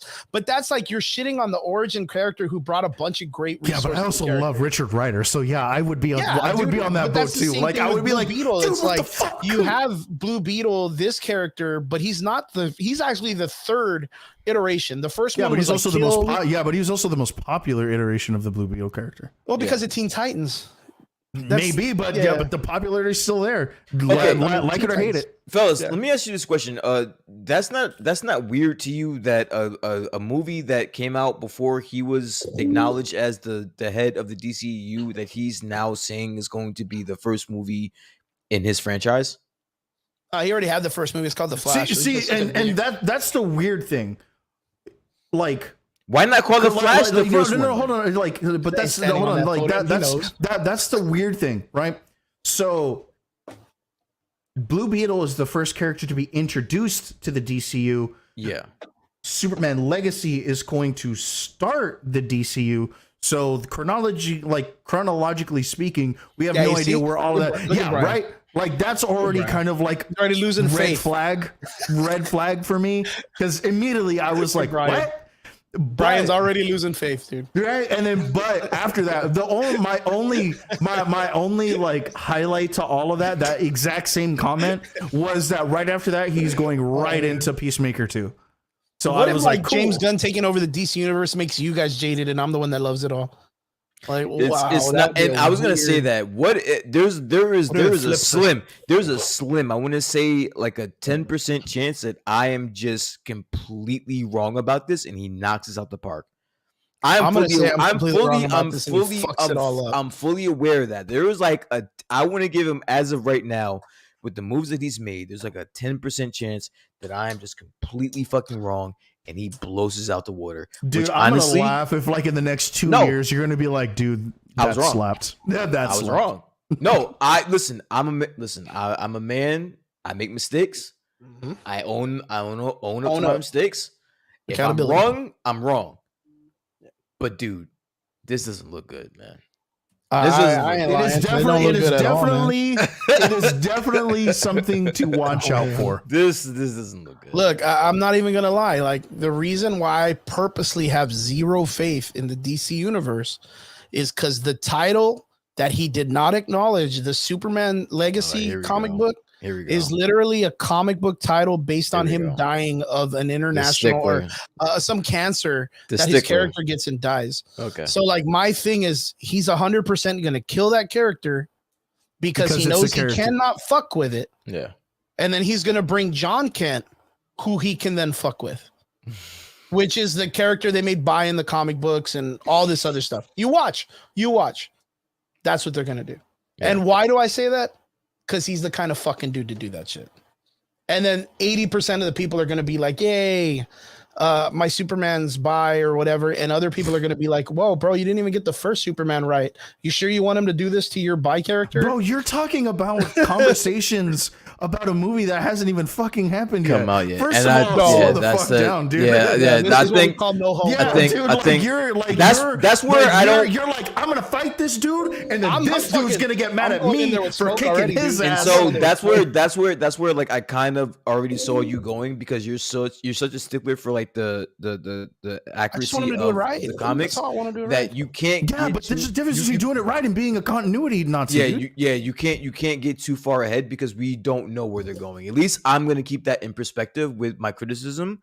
You got to keep that in focus. Like you can't get too far ahead with the sticklers for the comics because I know that. James Gunn is the only dude. James Gunn is a live wire, dude. We don't know what the fuck he's gonna do. So you can't sit here. You can't sit here and map out what he's gonna fucking do. Right now is because of the timeline in the comic books. Because in the comic books, just like the way James Gunn is going, the Superman Legacy comic book came out first, and then that comic book arc related into the Authority of him finding a group of characters to take over for him. You're the type of person. Yeah, but he survived in all of that. Yeah, you're the type of person. You're the type of person that. Yeah, James how long did he stay dead for? He just stayed dead for 3 fucking issues, on dude. Twitter, bro. Come on. Yeah, no, that Superman of that world died, and they brought in the other one, the regular one from the original comic book canon line, and that's when they started to do all that crazy New 52 shit, I think. The only thing that I like about James Gunn is that he fights with people on Twitter, and you're the type of person that he would fight with. Yeah, he fights with me all the time.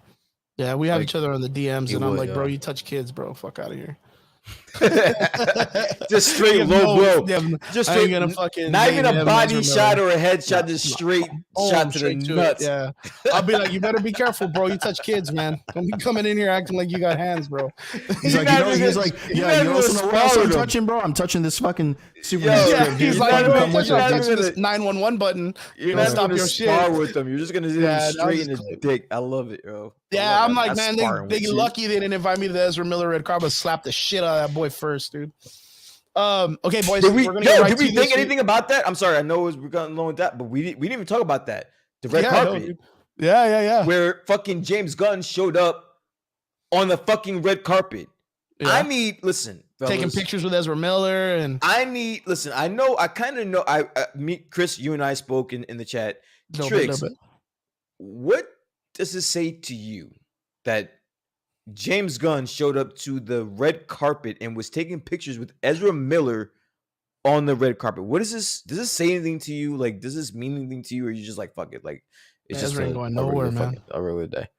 I kind of have to look at this as like as just pure PR, pure PR.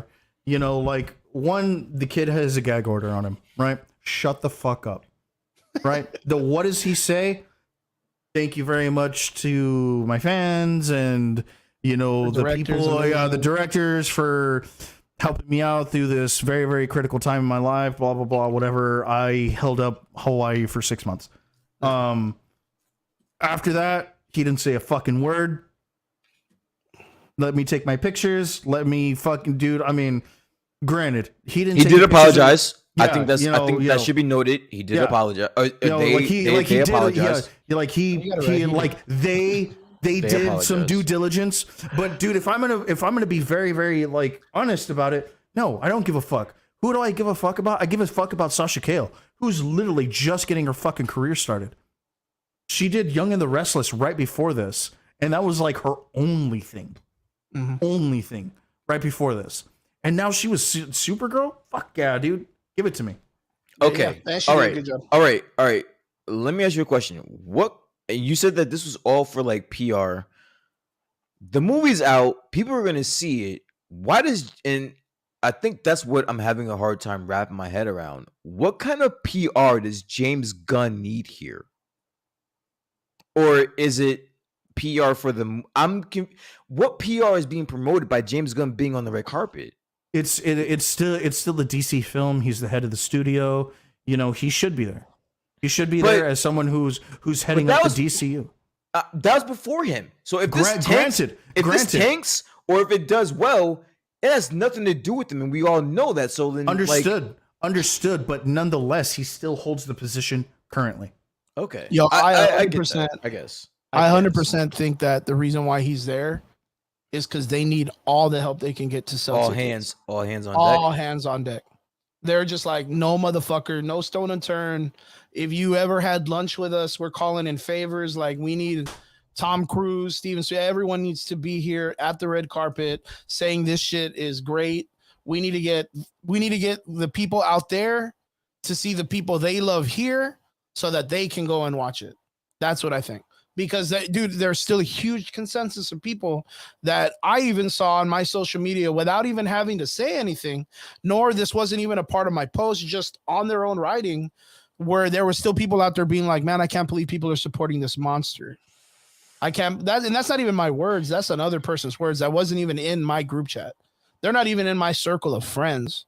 And they're just like, I hope this dude fucking burns. Like, who would go watch this shit? So that means if one random person, you know, and I'm seeing like trickles in my social media, there's got to be a consensus of people out there that are like, fuck this guy, fuck this movie.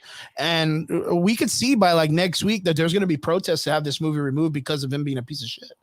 Because you have him at the red carpet. You don't have him really like doing an apology for the things he did. You just have him saying like, what did he say? I don't even know what he said. I just saw some weird interview that they were like, they didn't even let the. Or I'm sorry, I gotta say they made a public apology. And again, that should be noted because that can fall through the cracks.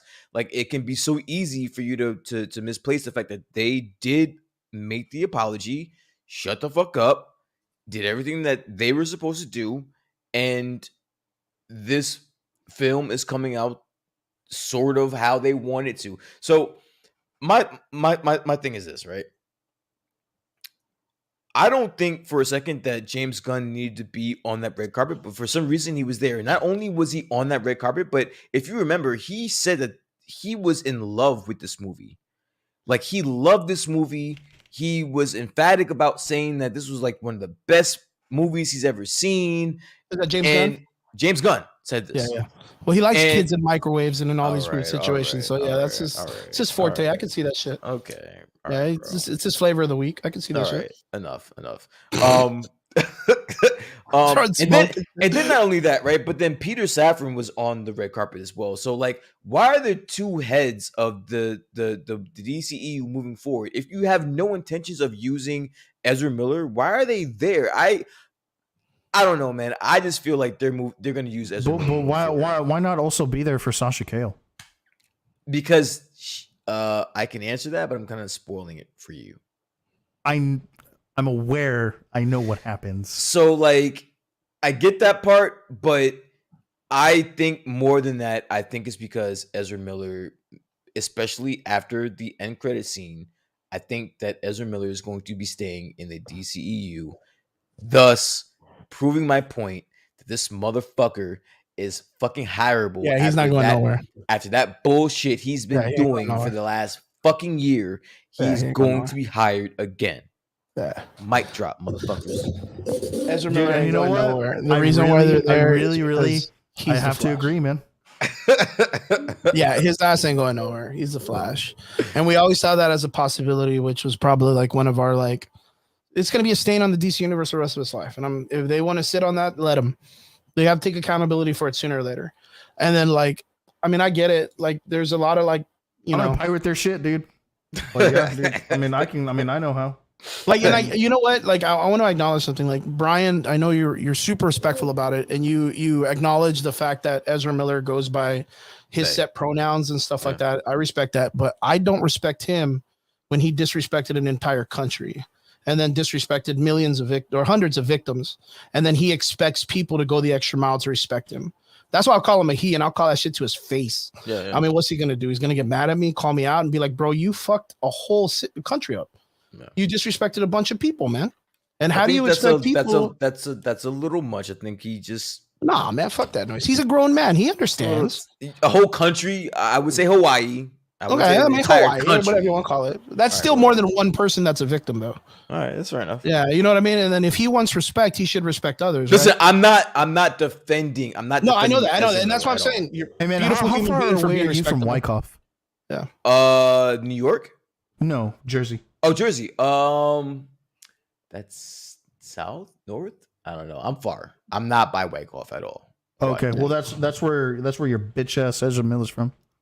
Yo, let's go. Oh, Jersey is on? I didn't even know he was from Jersey. Let's go. Yeah, dude, he's a Jersey boy. I didn't even know. I'm traveling up there. I'm traveling up there, and we're cruising up on that motherfucker. I knew there was something about. We're posting, man. I'm posting up. I'm like, you better run, motherfucker. You better run. You better run fast. He took on the whole KKK. Way to go for him, though. Oh, he got some, well, some John in bodies, the comment section says he would love to see a Grant Gustin come in, but the thing is it won't happen because the more that I'm thinking about that, I don't like that. I don't like that. Yeah. I've never liked it. I don't like it. The more that I'm thinking about it, I don't like that. Though. I don't get me wrong, and I love especially after watching Gustin this movie. Especially after watching this movie, I'm sorry, kid. Like Ezra Miller's the fucking Flash, bro. And I've been saying it. He's the fucking Flash, man. I'm sorry. He's sorry. Flashing, Elizabeth Triggs, I'm sorry, dude. I know you don't like to hear it. He's the fucking Flash, bro. Well, no, he's flashing dudes. I mean, they had to have a fucking flashing scene in it for no reason. Grant or Ezra? Ezra, I'm sorry, dude. Yeah. I look. No, I'm sorry, dude. That's fucking Flash, man. I know. Grant Gustin has nothing on Ezra Miller. I'm so sorry to say it. No, yes, he does. Yes, he does. Yeah, he does. Yes, he does. Look, he has something on that Flash. And you know what? They were fine for what they were, dude. But you know what? I also have to look at things as what they are. I'm not going to fucking ever expect Michael Keaton to ever step into Christopher Nolan's film and perform the exact same way that Christian Bale did. Yeah. Look, I'll tell you what. I'm gonna say this. For what they did on the CW Flash show, for that matter. For what they did on the CW Flash show, they really revolutionized and reinvigorated the desire to want to see the Flash on the big screen again. And Grant Gustin did a pretty amazing job at the beginning, and so did the team. I mean, of course, like the CW show went on its CW fucking movement when it kind of went all off the worlds or whatever. Well, I'm sorry, I don't mean to cut you off, John. I get what you're saying. Anyone that thinks that Grant Gustin does a really good job as the Flash, I would just implore you to watch this film first, and then we can actually have a debate about that. Look, man. There's only one perk, and it's Ezra is a wallflower. So, yeah. Like for me, it was a little bit different. I thought the way that they wrote the Flash, he's very it's one of his earlier films. Okay. He's very ignorant and very unlikable, extremely unlikable as a character. Like the way that they wrote the Flash character in this film, like there was nothing about him as a person, as a movie audience goer. Like I didn't feel at all that I would like this guy as a normal person.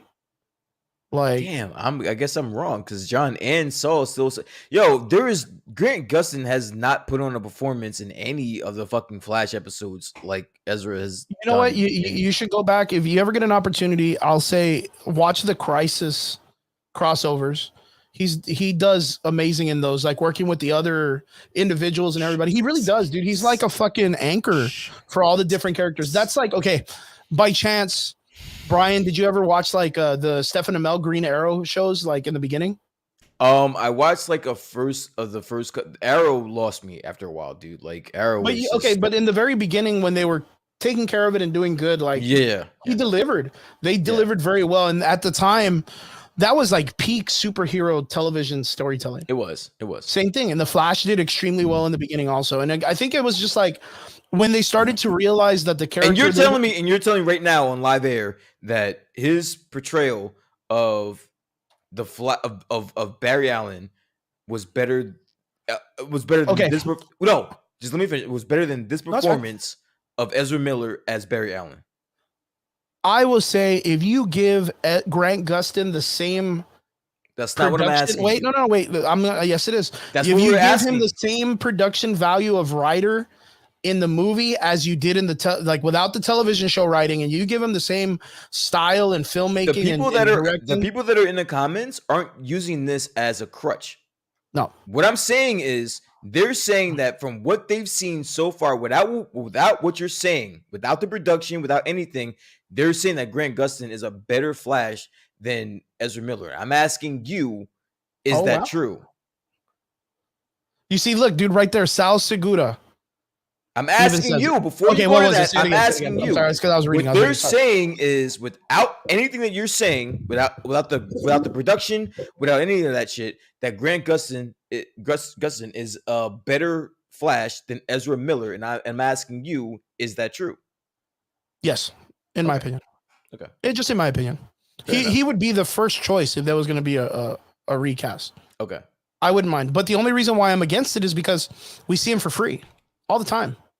Like I could just go on to CW and he's there. The fuck he doesn't do anything. Well, I mean, it's because you don't have to pay to go see him in the theaters to be the character he is already. You know what I mean? Like I could see every one of his characters and stories. It's already been printed. It's already been videoed. It's already out there. Trix, you were saying that you don't see that. Why is that? Don't see what? You don't see Grant Gustafson as the Flash. A better Flash than Ezra. Ezra. A better Flash. Than Ezra Miller? I do not see him as that Flash. Okay. As that you see him as a different Flash, I guess. As a CW Flash. I see him as a CW Flash. Like a television show series. Okay, because let's be honest. That's a fucking Grant Gustin has never, ever had a movie come out to the silver screen ever in his entire career. That's really hard. He never had that type of fucking pressure on his ass. No, whatever. He's never had it before. So, True. So why am I going to compare one actor to another? Granted, they may play the same character, the exact same character, but they are two different versions of the character.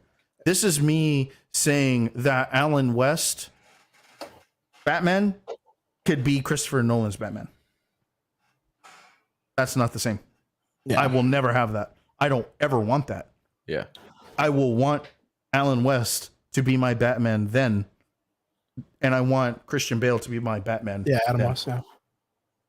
Yeah, but that's like saying like I would have loved to have seen Adam West in a full-length feature film as Batman.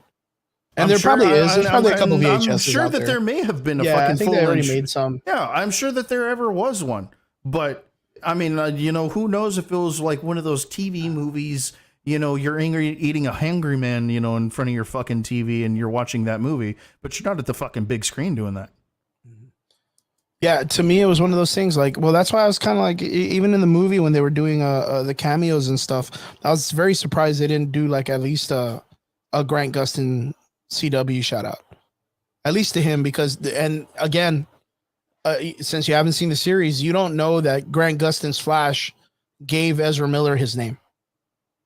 I've seen the first 2 seasons. Like that was a really nice way for them to respect the character. Fucking boring. Like let me just call it space. It got fucking boring after a while, dude. Like the TV show, it sucked. The TV show it got boring after a while, and it wasn't because of the production. It was because of Grant Gustafson. I got fucking bored with him, dude.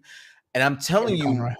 And I'm telling you that fucking Ezra Miller is the fuck that dude. He did a better job in this performance as the Flash on the main screen than I've ever seen Grant Gustin in that entire fucking show, bro. That there's no way you can get my head around that. I'm sorry, bro. But you know what? As a matter of fact, we talked about this earlier, and I got a comment from John, but it's his wife. Can we get onto the review of this? Yeah. Well, I wanted to say this real quick. John's wife, Mel, comes in and says, "The Flash yesterday. We saw the Flash yesterday. As good as an actor as Ezra is, which correct, he's a great actor. There were times in the movie during the film where I just could not separate from all the stuff that he has done." And again, this goes back to that idea, like people aren't going to be able to get that taste out of their mouth. That has nothing to do with his acting, though. No, fuck. That's like R. Kelly, bro. Like that's the Boondock cartoon. Like, but you can't get. But you can't get the taste of piss out of your mouth. I get that. I get that. But pertaining to our conversation right now, as pertaining to who is the better of the Flashes, that has nothing. And I appreciate that comment because I get it. True. I understand that, but and that's without us having to mention that. You know what I mean? Yeah, I mean I get that. Bro, just give me John Schnapp back, dude. Let's get right to the nitty gritty then, boys. We're already kind of jumping into this shit. Dancing around this shit, yeah. Yeah, let's get to it. I know we're already pushing into it a little bit. Brian, are you good on time? You still good? Yeah, I'm good. Okay. We got the Flash early reactions. Boys, I got to ask. Okay, Triggs, you haven't seen it, but you've seen it. Yeah. You've seen it online. Like you've only seen the parts that matter, which are the first part and the last part. Yeah. Everything else in between is just there. Like honestly, man, and I dude, what's your take on this? I'm gonna say this, dude. Okay, so I know everyone fire sticks their shit. That's cool. I'm gonna pirate this movie. All right, I'm gonna say it right now. I'm gonna pirate the movie. I'm gonna pirate this movie, and I'm gonna have the billboard sign. I'm just gonna plant a billboard sign. Yo, Trigger's the only one, yo. But I love let that shit. me really say this, dude. I have so much hype for Sasha Cale than I do for Ezra Miller. Awesome, I love Supergirl in this film. I have been told that Sasha Cale is a fucking showstopper in this movie. And fuck you, Brian, for giving me those faces. I loved it. You toxic ass motherfucker, dude. Why you gotta do that to me, dude? Brian, all right. And I know, you know what? I do understand where Brian's coming from too, man. I mean, I get it. I haven't seen the movie, so I shouldn't, I shouldn't, But showstopper is pushing it. Yeah. As a matter of fact, though, Trig, since you haven't seen it and you do know some stuff because you spoiled some stuff in the film for yourself, fucking ask us the questions you really want answered, man. Dude, and so I already kind of know certain things. One thing that I guess I do want to ask. I have fucking questions. That I do want to ask is like, what's the biggest difference between when General Zod comes in to the Flashpoint universe than when it did in the original DCEU? During the Snyderverse. When did it happen? No. Like, what's the biggest difference between the two of them outside of it being Supergirl as opposed to Superman? It's the same. Just no. Zod found Clark as a baby. Yeah, and fucked him up. Don't spoil it. No. Fuck it, dude. I'm gonna ruin it. It's good. Don't spoil it. Yeah. That's what I'm saying. Like, it's the same concept. Yeah. I was trying to be like not spoiling. It's the same concept. It's just different variable. It's just switching out Clark Kent for Sasha Cale. And where our biggest fear was there was like, oh, well, they're gonna do Superwoman, and it was supposed to be like this weird thing. Nah, she's literally Supergirl. Yeah. So she's just Supergirl. She's just John said there's no difference. There's no difference because in the fucking film, you remember that when they released the Snyder, not the second Snyder, actually the second Snyder cut, even in the first one, you saw that Superman makes it to that ship and there's a fucking pod that's already open. Yeah, and it's supposed to be it's supposed to be Kara. Yeah, and that's pretty much kind of correlates to this. Okay. Like they just go with that side of the story as the major path. All right. See, there was a way to say it without spoiling it, Chris. Go ahead. Yeah. Then I also have to ask this: like, where do you guys feel on the Supergirl introduction? Like, do you feel that it was smooth? Do you feel that it was forced? Do you feel that it was kind of out of left field? Like, Chris? What are y'all's actual opinions on this? You want to go first? You go. I'll go first. I'll be quick. Yeah. I loved it. I love the introduction. I don't think it deserves as much hype as everyone's giving it. But she did a great job. I think I don't want to say great. I think she did a good job in a movie that's not about her. That gave us a really good 10-minute recap of what her storyline is, and that's it. Yeah. And do you feel that those 10 minutes were enough to tell? I think that 10 minutes a coherent story for what she was. The 10 to 15 minutes of where we're just focusing on her alone. Yes. Okay. I'm gonna tell you like a comic book guy. I thought it was a way better origin story, them using the Flashpoint story of Superman than the original Supergirl story where they just stole Superman's like story and just let her land somewhere else. It was way cooler. Like it was cool because it sucks. They took the idea from the Flashpoint paradox where it's supposed to be Superman instead when he lands in Metropolis and blah blah blah. But instead they were just like, well, let's just give that to Supergirl because her origin story sucks. Okay. And if you make it now where you bring in Superman, he lands in Metropolis. Supergirl was actually the one that landed. I've read it. Thank you, sir. And if you end up being like where, well, instead of that, Supergirl is the one that lands, get captured by the government. She ends up being free. She has like a misconception of good humanity versus bad humanity. When they do introduce her as a character later, you're going to be able to play on that origin story more than just her being a ripoff of Superman. Because that's really she was. She's not in this movie long. No, she's not a ripoff of Superman. Do you feel like that dichotomy was there, like the fucking I hate humanity sort of thing, or fuck yeah, dude? There were parts that were really cool. Like there's a part where she's like, she doesn't hate humanity, dude. Well, no, wait, hold on. I didn't like the fact that they had to fall back on the Ezra Miller shit, like all the stuff that he kind of like fabricates on his real life, which is like they were like, I'm an immigrant and they locked me in cages. How should I like these people? And I'm like, bro, like, come on, we don't have to talk about that shit. It could be different. It could be different. But the thing is her being so young and rash when it comes to her decision making. She lets her emotions get the best of her more than Clark does. Like that was there where she gets angry and she gets mad and she gets more emotional. That is there in the film, which is very much to the character also. Yeah. So like that was really cool. But like there was just like weird nods to like the wokeism in films and stuff like that still there, which I was kind of like every time they came out, I was like, all right, like I guess we needed that, I guess. But like there was literally like the line where she was like, I came to this place and they locked me in cages, and I was like, all right, like I got it. Thanks. Bye. And it's like, well, you got saved by a dude who doesn't even run fast. He didn't even have superpowers at the time. Like, why doesn't that show you that there's hope? Like your whole fucking shirt represents hope. Like, why is it you're the first one to lose it? You know what I mean? So, but it's her only life. It's literally the fucking what is it? Subject One, or what do they call him in the original comics? Yeah, some shit like that. Subject they call him One like Subject One, which is like the first ever metahuman when they capture him back in the day. It's like that story. Even cool, like she does the whole like they put her in the sun and you see like her fingers inflate again and like all that shit. It was cool. Oh, so she's skinny. Cool yeah, you get to see her all like, frail. She's like decrepit, skinny. Yeah. And then they put her in the sun and it worked out just the same way.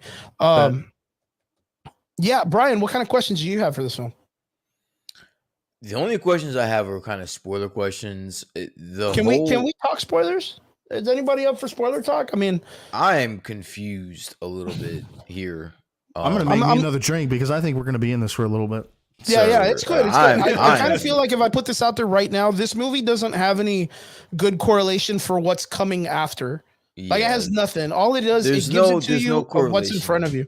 It gives you what's in front of you, and that's what it gives you. But listen, I will say this. This is what I can say for the non-spoiler. I enjoyed the movie. The first third of this movie is boring as fuck. I'm sorry. Yeah. It's boring as fuck. The first like 20, 30 minutes of this fucking movie is boring as shit. Mm-hmm. But once they get to Michael Keaton, shit starts ramping up. Yeah. Shit starts ramping up. And like I said, the only reason why I was watching this movie in the first place is for Michael Keaton, and he didn't fail. Yeah, Michael Keaton to me, alongside Ezra Miller, are the two bright stars in this movie. It's not Kara, it's not the Sasha Cale chick. I think she was boring. I think she was one-dimensional. I think that she had no soul. There was no soul there. Yeah. I needed something from her. You got 10 minutes and then she was gone. I'm sorry. There was no soul there. There was nothing. Like she was. Well, she's fucking forgettable in this movie. I'm sorry, but I must intervene in this. In the comic books, that's what happens to Superman. That's okay. Okay, hold on. The moment that he shows up and they give him the opportunity to touch Sun, he's kind of like, "Fuck y'all, peace," and takes off and does his own shit. And then he has a self-realization later that the world is pretty fucked up and that these people that he was with, that they are kind of like the saving grace and that they need to be on the right team or whatever. I get that. It's kind of correlated to the fucking Flashpoint. I understand that, but don't try to condense sugarcoat shit. No, just don't condense that in the 10 minutes, right? If you're gonna tell that story, then give me that story. Don't try to condense that with a soulless character in 10 minutes that has no correlation to she has no correlation to anybody. Yeah, she doesn't have any connections. She has no connection to anyone. Just that fucking Barry Allen carried her outside a tunnel and that was it. Yeah. But then again, if you look at the Flashpoint cartoon and if you champion that movie, it's the same thing. Like Cyborg carries him, then all of a sudden he says friends and then flies off and fucks off for the rest of the movie. Comes back when Cyborg dies and you're like, what the fuck? You could have gotten here a little bit sooner, bro. Triggs, I didn't want to come in here and be hypercritical about this movie because I do. No, I really didn't, because I wanted to go in and I wanted to love this movie. And it was a good movie, but there was just a lot of things that I didn't understand about it. Oh fuck. Oh shit. Vince Weaver asked one of them cool questions. Says which one was better, Thor Love and Thunder or the Flash movie? I'm gonna have to say the Flash movie. Yeah, the Flash movie for sure. Like, because Thor: Love and Thunder was really rough. But I mean, we've destroyed that movie a million times. But dude, does that what does that say that we're comparing the Flash movie to the Thor in Love and Thunder? Well, I don't want to compare it to that movie because that's really that was a harsh movie. Maybe we should compare it to Dark World instead. I wouldn't say that. I wouldn't listen. I have my problems with the Flash movie, but I would not compare Thor: Love and Thunder is a bad movie. I'm sorry. Look, I'm gonna be straight about it. The first part of the movie, the first third of the movie is boring as fuck, dude. Yeah, it reminded me of Spy Kids and Baby's Day Out. Like, that's the cinematography looked like that the entire thing. And then all of a sudden we introduce us to Barry Allen and he's like rushing to get to work, but it doesn't have any vibe because you're like, wow, this guy's a fucking idiot. Like, straight up idiot. Like, I don't know how this guy even has a job. Like, and then like for some reason, like the first time I saw Ezra Miller back on stage, like it clicks in my mind and I'm like, damn, dude, this guy's a huge piece of shit. I called the major reveal, like at like the big bad at the end. I called that like the first like 30 minutes into the movie. I knew who that was. Yeah. So like it was just I like called it with the toys. Yeah, yeah, like you knew, and I honestly I didn't know about the toys. I just knew who it was. Like, that's gotta be fucking this Barry that just been doing this shit over and over and over. Yeah, and over but I mean, we talked about that because of the fact that like, why did you fucking have two Flashes? You know what I mean? And then have the second one wearing all yellow like Eo Barthon, and then have it to where instead of him being like Zoom or Eo Barthon, you turn him into fucking Savitar. Like, that's all it was Savitar. Michael Keaton is a fucking beast in this movie, dude. But we know he's a good fucking actor. Good actor, my ass. As a Batman. This is the best I've seen him as a Batman. Like, I mean, that's my favorite for me, Batman. It's one of those things. Like, Michael Keaton showed his ass in this movie. God, dude, damn, from the last like 13 or 14 like yo, dog, it's all up in there. Yeah. I'm cuffing, I'm gargling. Yeah, I'm all like, I done told you. Listen. When you talk about your fucking Dune, Zoom, Boone shit, all right, I don't want to talk about that shit. But listen, yeah, I'm that way from fucking Michael Keaton, bro. Seeing that Michael Keaton has made some amazing films in the past. Seeing that he's made some amazing films in the past, that he's a really great actor. Him playing a role where he only has to deliver like one or two lines for a scene and look stoic, the guy kills it all the time. He did that in that fucking Bird movie he made a while back. That Bird movie how did you guys feel with the "Let's Get Nuts"? You know, I thought that was stupid as fuck. No, I loved it. So I want to comment. Sense. I want to comment on that part. So I went in this movie looking for the dialogue, but it was the action from Batman that took over for me. Like I didn't think that. I thought that the dialogue from Michael Keaton was boring as fuck when he's trying to explain the multiverse. The multiverse, that was boring as fuck. Yeah, I didn't need that. But when he put on the fucking costume and was in action, he was badass, dude. Yeah, but it's just that's the thing is you're going off of the nostalgia, seeing the character. I said that going in. I said the only reason why I'm watching this movie is to see him. Yeah, Michael Keaton as Batman will always be amazing. Like, that's just what it is. And even like watching him do, like, it was so cool seeing him do like Kevin Conroy's animated style of action, throwing batarangs, doing his little bat shit with the thing. And even the part, I loved it and I hated it all at the same time because of how corny it is. But they get in the elevator and he brings out the measuring tape and he does. That was fucking dope. Shut up, bro. That's why I loved it. I loved it and I hated it. But the reason I loved it is because, yeah, because that's when he's with the chick. That's when he's with Kim Basinger, right? Or what's her name? Yes, her character in the first movie, yeah. And he like hooks her up to the grappling hook and how much. And that's the thing is like, you know, that the thing in that universe is that Michael Keaton has to be methodical. Like in other Batman shits, they just do stuff, no measuring tape. That one measures everything. He measures the water, he measures the cup, exactly how much spaghetti sauce, imagines how much spaghetti, does the new, like everything has to be clean. Yeah. But the reason what makes his world so cool is I love the fact that the reason why he's a retired Batman It's because he killed his Joker. That to me was one of the coolest stories, is that's how his universe changed. Is from the original Batman, he killed the Joker, which started stopping and he crime. Never, and spoiler alert, he never got over that, by the way. Yeah, he never got over it. Never got over it. He never got over that. There. It's there. It's almost like he was it was literally the comic book reader's understanding, and like, well, what if Batman took out the Joker? Like, what would happen to him? This is what would happen to him. Gotham would go back to normal. His life was over. That was his muse. That was like his whole thing. So then he just fucking just. And he never got over. He never got over the fact that he ended up killing him, to the fact that he stole like a souvenir. Yeah. He kept the bag from the original '89 movie that appears here to let you know, like, that was like. That's what changed his life. I like that they kind of did, of course, like the continuity and coming to and full circles of all these characters. Number one thing is I hated the CG. I hated the fucking CG. And to hear the fucking CG guys come out and say, "Oh, we did that on purpose," I'm like, "Well, fuck, you're all fired, dude.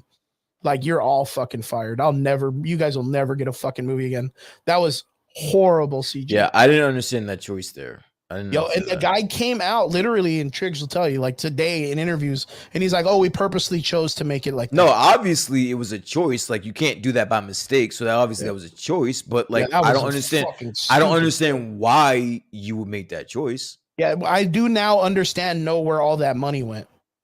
Like, all the money to make this film went to all the fucking bullshit CG. No, all the bullshit. There's a million scenes with CG, bro. The whole fucking first part of the movie is really bad CG. The dog CG, the babies are CG, the fucking microwave is CG. Everything is CG.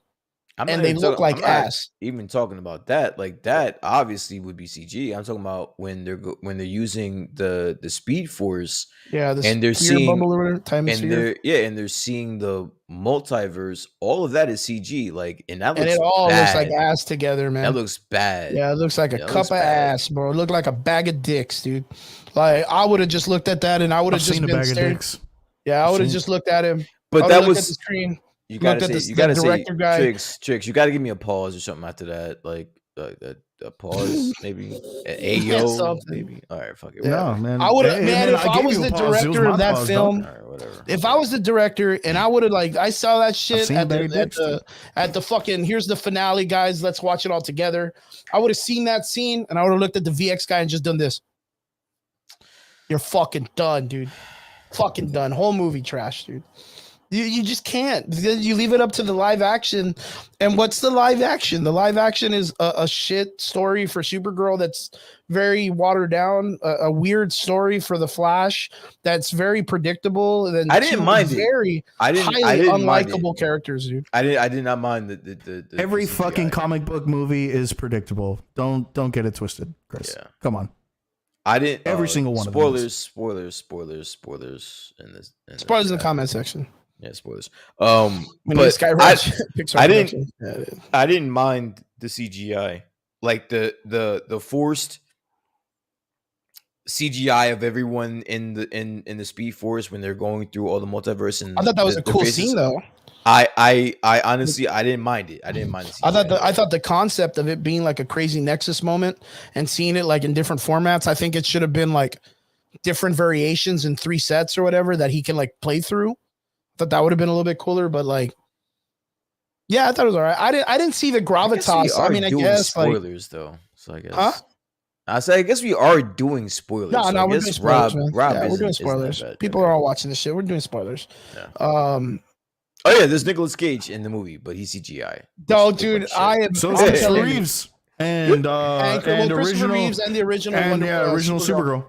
Which was fucking amazing. I popped for that. I was like, I did. Yeah, I actually really liked the Christopher Reeves. I was like, oh shit! Not only Christopher Reeves, but the Supergirl as well. I was like, oh shit! Awesome. Yeah, the Nicolas Cage was a little bit weird. Like, just get Nicolas Cage. That was really weird because that was never a production. That was a written concept. They put some cash behind it, and then it just like, this is CGI, stupid. We're not going through with it. Yeah, they just cut that shit. So like for them to put that in and not Grant Gustin in some kind of weird flashback, like, again, this is what I'm talking about. Like, why? And I'm gonna fucking, bro, I don't even know what the fuck I'll do. there's a really horrible part of me that thinks like the reason why when the planets all go back together and it's the 52 setup, literally straight out of the Incursions, bro. It was basically Incursions. It was the fucking Incursions. It was Incursions, basically. Yeah. Is what but like, if the reason why the camera, DC. Triggs, if you watch that, you're gonna be like, wow, it was 1,000. I saw it. It was 1,000. Like, I've seen that before. Yeah, there's no way, even if you're like myself, even just a casual fan of Marvel, you don't think that's Incursions, and you don't think of Incursions when you see that, you're nuts. Yo, straight hood. At least they explained the Incursions better than Marvel did.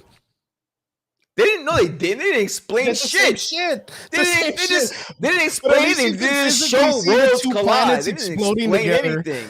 At least you can be like, whoa, shit, those are two actually. Is that an explanation to you? No, it's an explanation to you. There's no explanation. You're fucking dumb, dude. You're not in charge of the show no more. Bro, dude, the only other fucking explanation we have is Doctor Strange 2.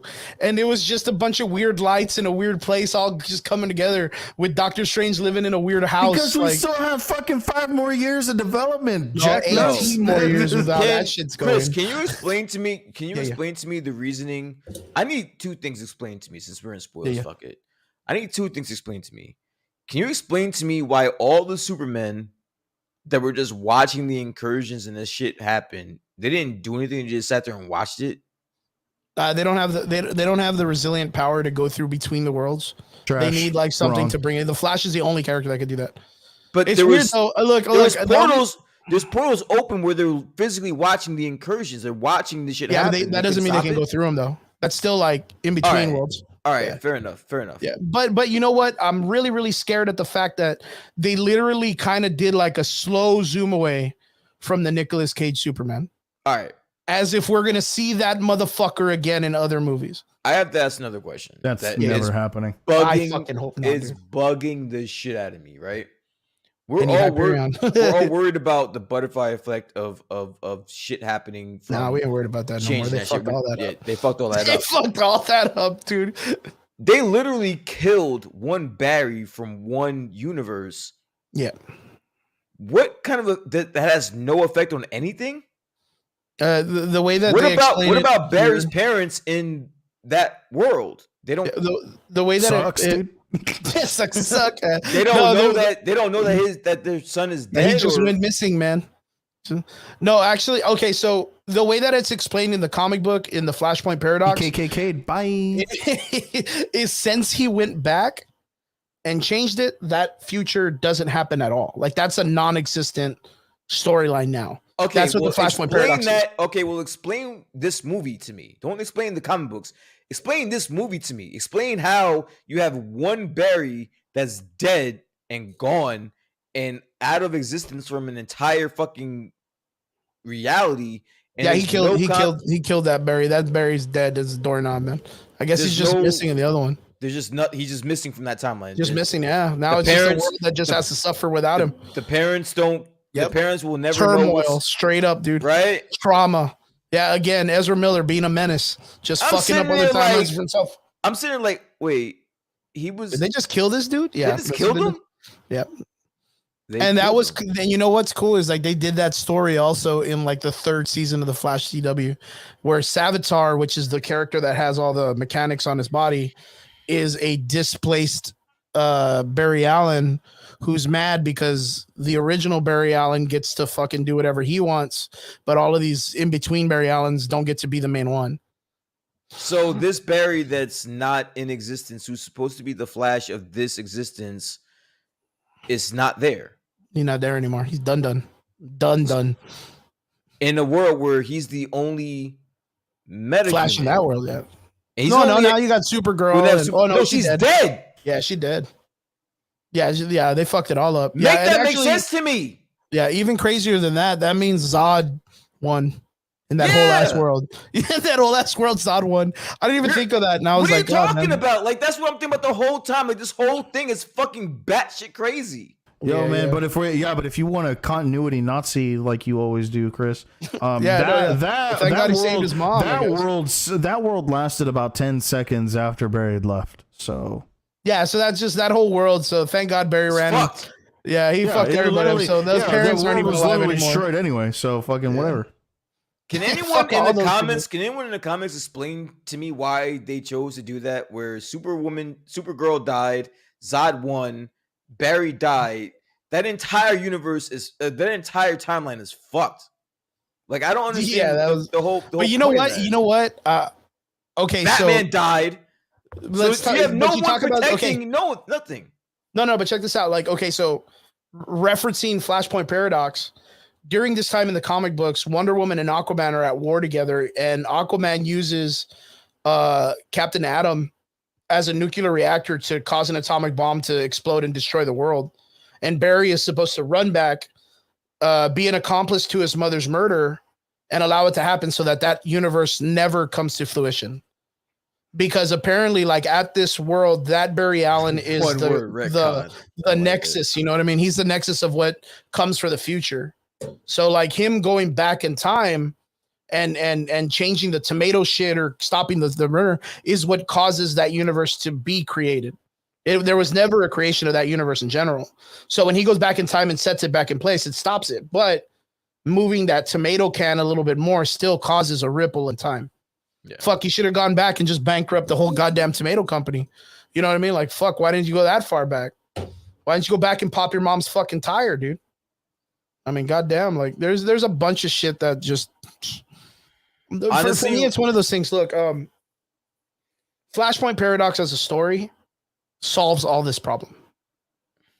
This movie decided to say, hey, you know what would be really cool if we just took a bunch of shit and made our own shit happen. And this is what happens. Then they end up at the end and they're like, fuck, we didn't really want to explain that. Yeah, we didn't want to explain that. Flashpoint Paradox is so convoluted and so deep. You don't got time for that, yo. Oh, but that's the thing. It's a long movie, but it's a masterpiece. It goes over all the problematic parts. Like, okay, now you don't have Kal-El. There's nothing in Flashpoint Paradox that explains that there's no metahumans. All the other superheroes are there. It's just Superman is removed from the situation or something like that. No, Superman's not. He's removed because he's in the bunker or whatever. Yeah. But he's still there. They're still like everyone's there. But tell me, what would it have mattered is if you would have just said, "Oh, Michael Keaton is Thomas Wayne." Batman survived, but you have to explain that. You can't just present that. You have to explain that. You have to build to that. You have to. What would it have mattered? What would it have mattered? At the end, Michael Keaton died. Chris, Batman didn't even survive. Chris, you have 2 hours, bro. Like you don't have time for that. Yeah, you do. He comes in and instead of it being where he's like, "Oh, well, I happen to be Batman and I'm now 80 years old and I'm not the same Batman of your time." You have to explain why he's older, not younger. The reason why the Flashpoint Paradox is such a good run is because it covers so many characters in such a vast arc. You have 2 hours to explain that, bro. Like, what do you mean? Kind of. It goes literally over the entire Justice League, and everyone has their own parts to it. Go ahead. Okay, I'll ask this because between you and I, we're the ones that saw the movie, and anybody in the comment section, you can jump in and explain this to me. Explain to me how the Bruce age thing works then. The whole thing just doesn't. The whole thing is fucking weird. The whole movie, to me personally. Well, no, I understand that, but just explain to me. I can't. What they gave us. I know on why he's like 70. Himself, and he understands that he's 18, and he's the normal age. But just explain to me why Bruce Wayne happens to be older just for no reason. What's your theory on it? Everyone else is normal. What's your theory? It's just shitty writing. Shitty writing. That's shitty writing. So then, how the fuck you want us to explain that if you know it's just shitty writing? You know what would explain to me if it was at 70? What? If he was an older dude that survived and it wasn't Bruce Wayne as a kid. And if it was Thomas Wayne, I would have been like, oh, fuck, his dad was older. He would be older right now. Michael Keaton once played Batman, but this isn't Batman. This is an alternate universe. But he is older. This is Thomas Wayne. This is where fucking Brian Michael Bendis, Jeff Johns, and fucking Jack Kirby, Stan Lee hate us because they're like, guys, it's a fucking comic book. Why are you asking these weird ass questions? I asked Brian. I'm going to ask you too. it still has to make sense. I'll ask Trigger the same situation because it doesn't run continuity throughout the entire film the same way. Why is it that Bruce Wayne's character is older, but every other character is the same age? There's every other character the same age.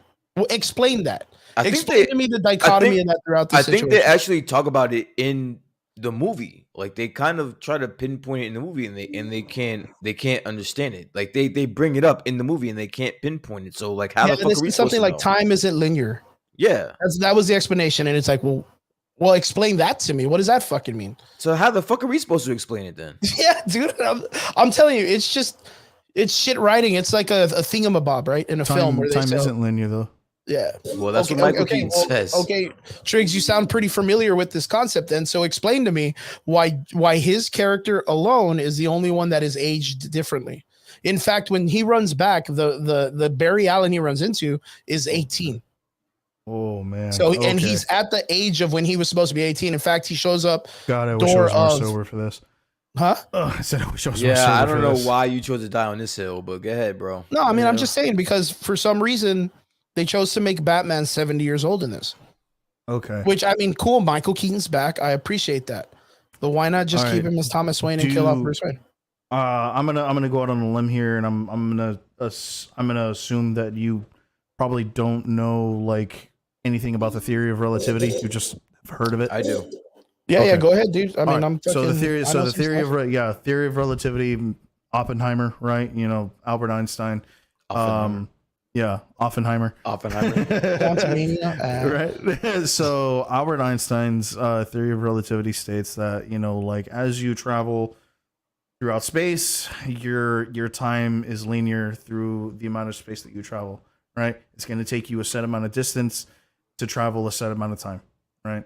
Okay. Well, in the theory of relativity, the closer that you are to reaching the speed of light, your relativity changes because your mass is now different. So now you are traveling at a different like essentially a different point of relativity.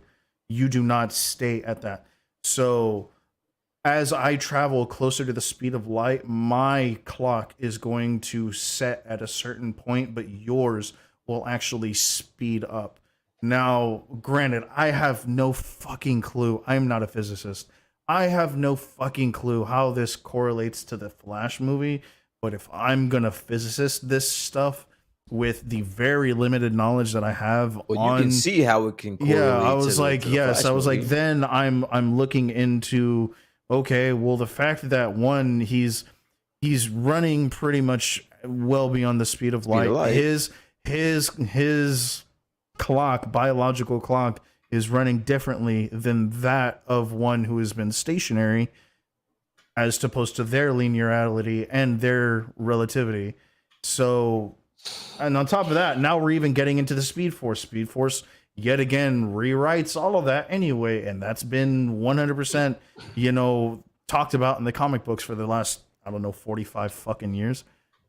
So I mean, you know what? As a matter of fact, you asked this question earlier. What's the difference between this and the Snyder Cut, right? John asked that in the comment section too.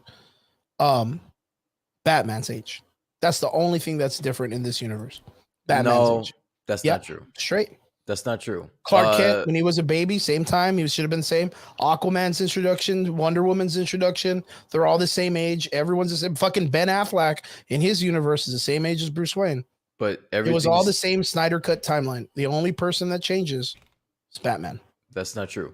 So if you think about it, so what Michael Keaton says in the whole conversation when he's explaining time travel, basically, he was basically saying that when you do what Barry did, you shatter. You don't just create alternate universes. You basically shatter. You shatter the entire universe. You shatter all universes. That's the reason why when he goes back to his timeline, it's George Clooney as Batman, even though he's in his own timeline. He did, like, when he went back and changed time and changed the butterfly effect, it shattered everything. Nothing's ever going to be the same. Ever. Yeah. Like, nothing's going to be the same ever. Like, in his reality, it'll never be the same. And that's what I think is fucking dope about this movie. Like I believe I'm like, oh shit, like he really fucked shit up. Like Bruce told him you could shatter everything, and that's exactly what he did. He shattered everything. Nice. I still don't think that explains to me why. There is no explanation. Yeah, I was gonna say they couldn't explain it in the movie. Do you know that in math there are like formulas? No. I understand the formulas and I understand the format and I understand physics and understand that. I understand the life force. I understand all that shit, but like, it doesn't really explain to me by that. I mean, it's fucking. But you realize that I'm literally trying to give you that answer, but you cut me off again. Yeah, like I don't understand what the what it is you want an explanation, you're not getting one, and you're not happy about it. But Triggs, not only that, but they present the same question that he's asking in the fucking movie. The film, and they can't explain it. So like, what do you want us to say about it? Yeah, what do you want us to say? Brian made it exactly when he was like, bro, like they explained it, and they didn't even make it make sense. So like, how do you expect me to explain it? And I'm just saying, like, okay, I see that and I understand that. And I want to wrap my head around it because, you know, when Stan Lee made shit happen in comics, he at least wanted it to be like fundamentally in something, right? And I get that where it's just multiverse, quantum shit, you know, lingo or whatever. But the only thing that I see that's typically changed from the Snyderverse is Batman. And that's because of the drama behind the Batman character. The actors don't want to come back. You know, people don't want to play ball. They don't want to come back and they want to have, you know, fucking Robert Pattinson still. And, you know, there's a bunch of shit going on. Oh, he ain't going nowhere. But the thing is like they purposely chose to make parts happen from the Flashpoint paradox, which in my opinion is the best Flash arc ever in comic book history. Other than that, the Flash is just isn't like the only arc in comic book history. No, he's done a million. They just did one that's called the Minute War. Okay. And I thought that was that's a dope title for the Flash. Nobody fucking read that shit. Like, can you imagine a bunch of speedsters going and doing like an all-ass battle like in the Speed Force and it only lasting a minute in world? Like, that sounds cool as fuck. Like, that's cool writing. But like this is it. Like this is what we get. Like there is no opportunity for us to get a better Flashpoint paradox than what we just delivered. I am a casual fan, and I'm aware, and not only aware, but I've actually did the walkthrough of the Flashpoint paradox before. Mm-hmm. Like that's just fucking dope. Yeah, it's really that's just fucking amazing. It's really, really good, and it's one of those things. Like, okay, well, this is what we got, and they had an opportunity, and this is again where they had a really cool. A bunch of assets that they could have built from, and this is what they chose, and this is what they went with. So, okay, we got that. I'm not mad about it. It ranges on a bunch of questions now. Like, okay, we got done sitting through a movie. I'm not sure how the length of the film. It's like 2 hours or whatever, but like, where does it go from here? What did it build for anything other than the world that just knows like, okay, cool. Like Aquaman stayed the same because we made a fucking movie about him. Gal Gadot's still there because she needs work. You know, now we have George Clooney because he hasn't done much in the last like 20 years when it comes to film. So, like, of course, he's going to want to come back and fix the Batman movie that everybody said sucked. Like, of course. Like, you know what I mean? Like, Michael Keaton, he'll come back, but he's not going to do more than one film, so you better kill him off. Like, it correlates. And it's like, DC, what I saw from this film is that the only thing that it sets up is a really good crisis film. Because what it did is it showed us the after shadows of all the different Batman and all the different Superman. And that's it. Like, it was just like, look at all of these cool ass characters that are going to be there. But that's not what I wanted from the first Flash movie. Like, where do you go from here for Flash that's supposed to be bigger and better and greater? Like, do you know what I mean? Like, where do you, okay, like, you're going to have him run around and stop another speedster for the next movie? Like, what are you going to... That's all we know that he does. That's what he fucking does. Watch 3 fucking movies about this. Like, I don't want to. You watch fucking 9 seasons of the fucking Flash, and that's all he fucking did. No, but I stopped at season 2. That doesn't matter. But I stopped at season 2 because the only thing you could do is tell him at the season finale, "Run, Barry, run," right. And then he runs around shit. That's what he does. That's his only superpower. He just runs. I'm not doing this with you. Like, that's but what I can't do a trilogy of this shit. That's what he fucking does. He runs after speedsters. This should have been. He runs after speedsters and he joins the Justice League. That's what he fucking does, bro. This should have been. Oh no, man! Captain Cole kind of put it to him. Yeah, Captain Cold and Captain Boomerang. Yeah, kind of put it to him, dude. No, I'm not gonna lie. What they should have done is this should have been a setup for their third movie.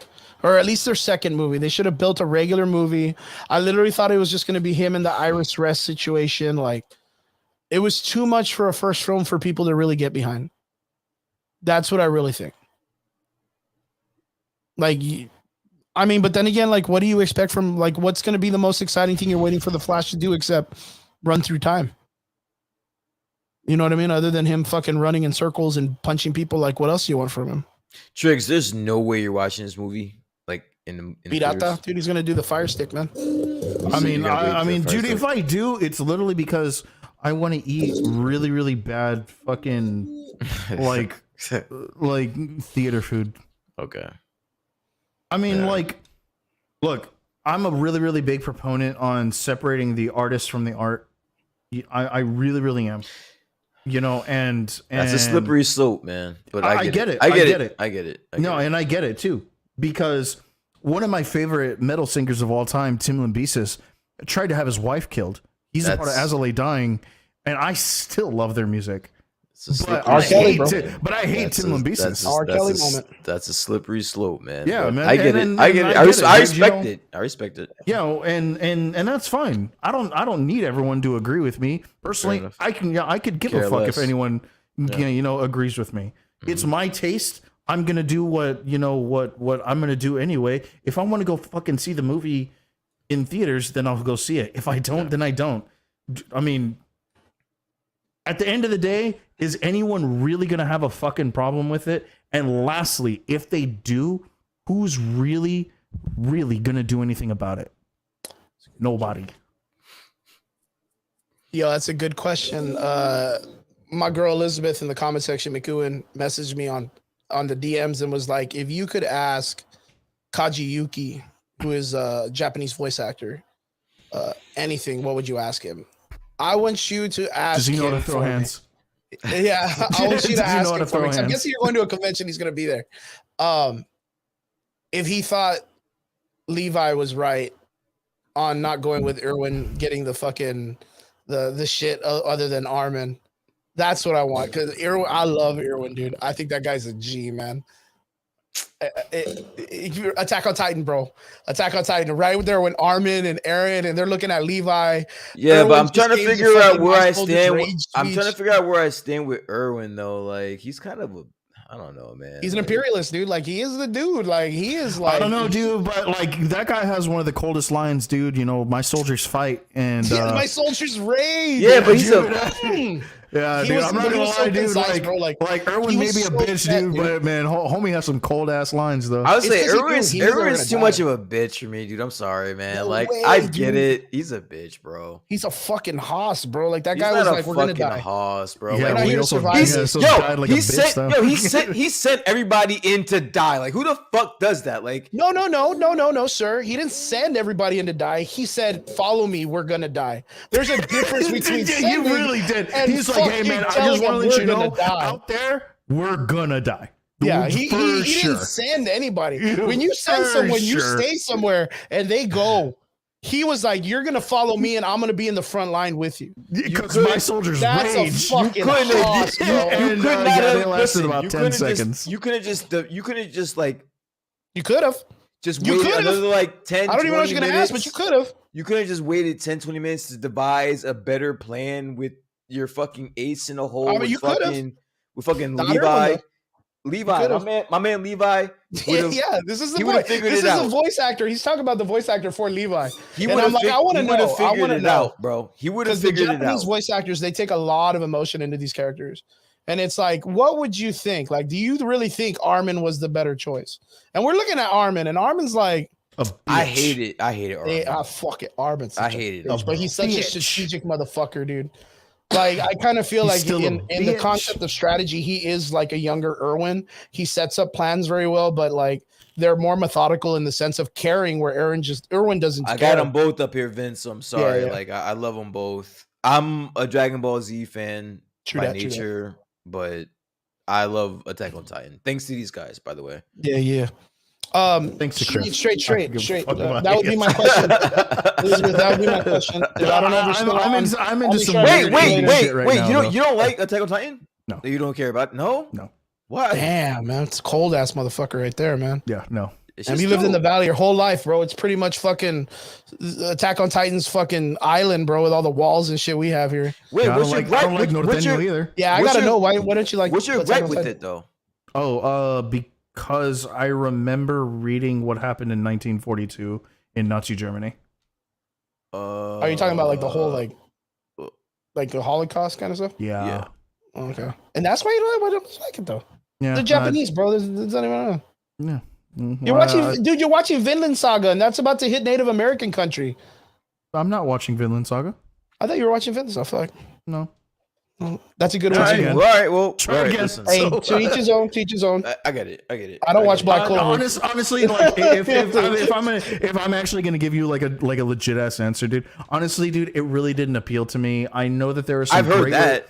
I know that there is some great storytelling. I actually read the last 10 issues of Attack on Titan. So I do know how it ends. I know the context in which it ends. I thought it was a beautiful ending. Other than the actual ending itself, because it was stupid. And then I'll they vouch for redid you. it and still fucked it up. And they kind of just left it as is. So I've seen both endings. And I'm gonna play devil's advocate. Honestly,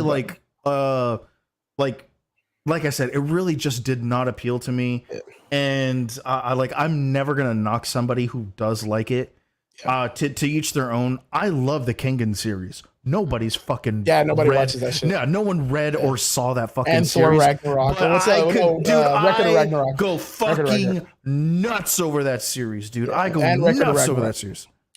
Yeah, I remember you were vouching for Record of Ragnarok, and a lot of people they liked it, then they didn't like it, and now they're liking it again because the art changed and all this shit. But dude, that's the bullshit, dude. You know, because I've been a Record of Ragnarok fan since the beginning, before it ever saw Netflix. Well, I'm gonna have to disagree with you with Attack on Titan on the ending because I thought it was good. It's hard to write a time traveling story and differentiate yourself from all the other versions. You have to be different and you have to try to take a chance.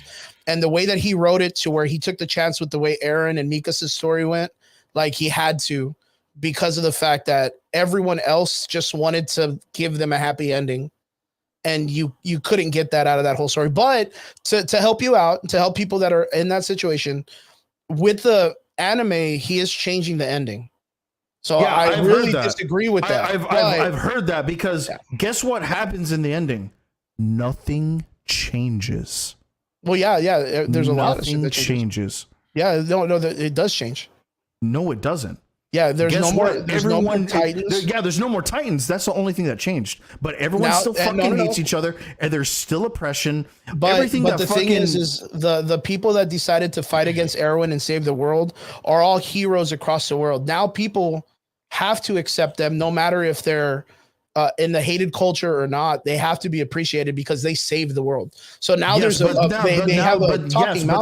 rebellions that were also going on. There was clear rebellions restarting in the world. That was very prevalent throughout this. So what changed?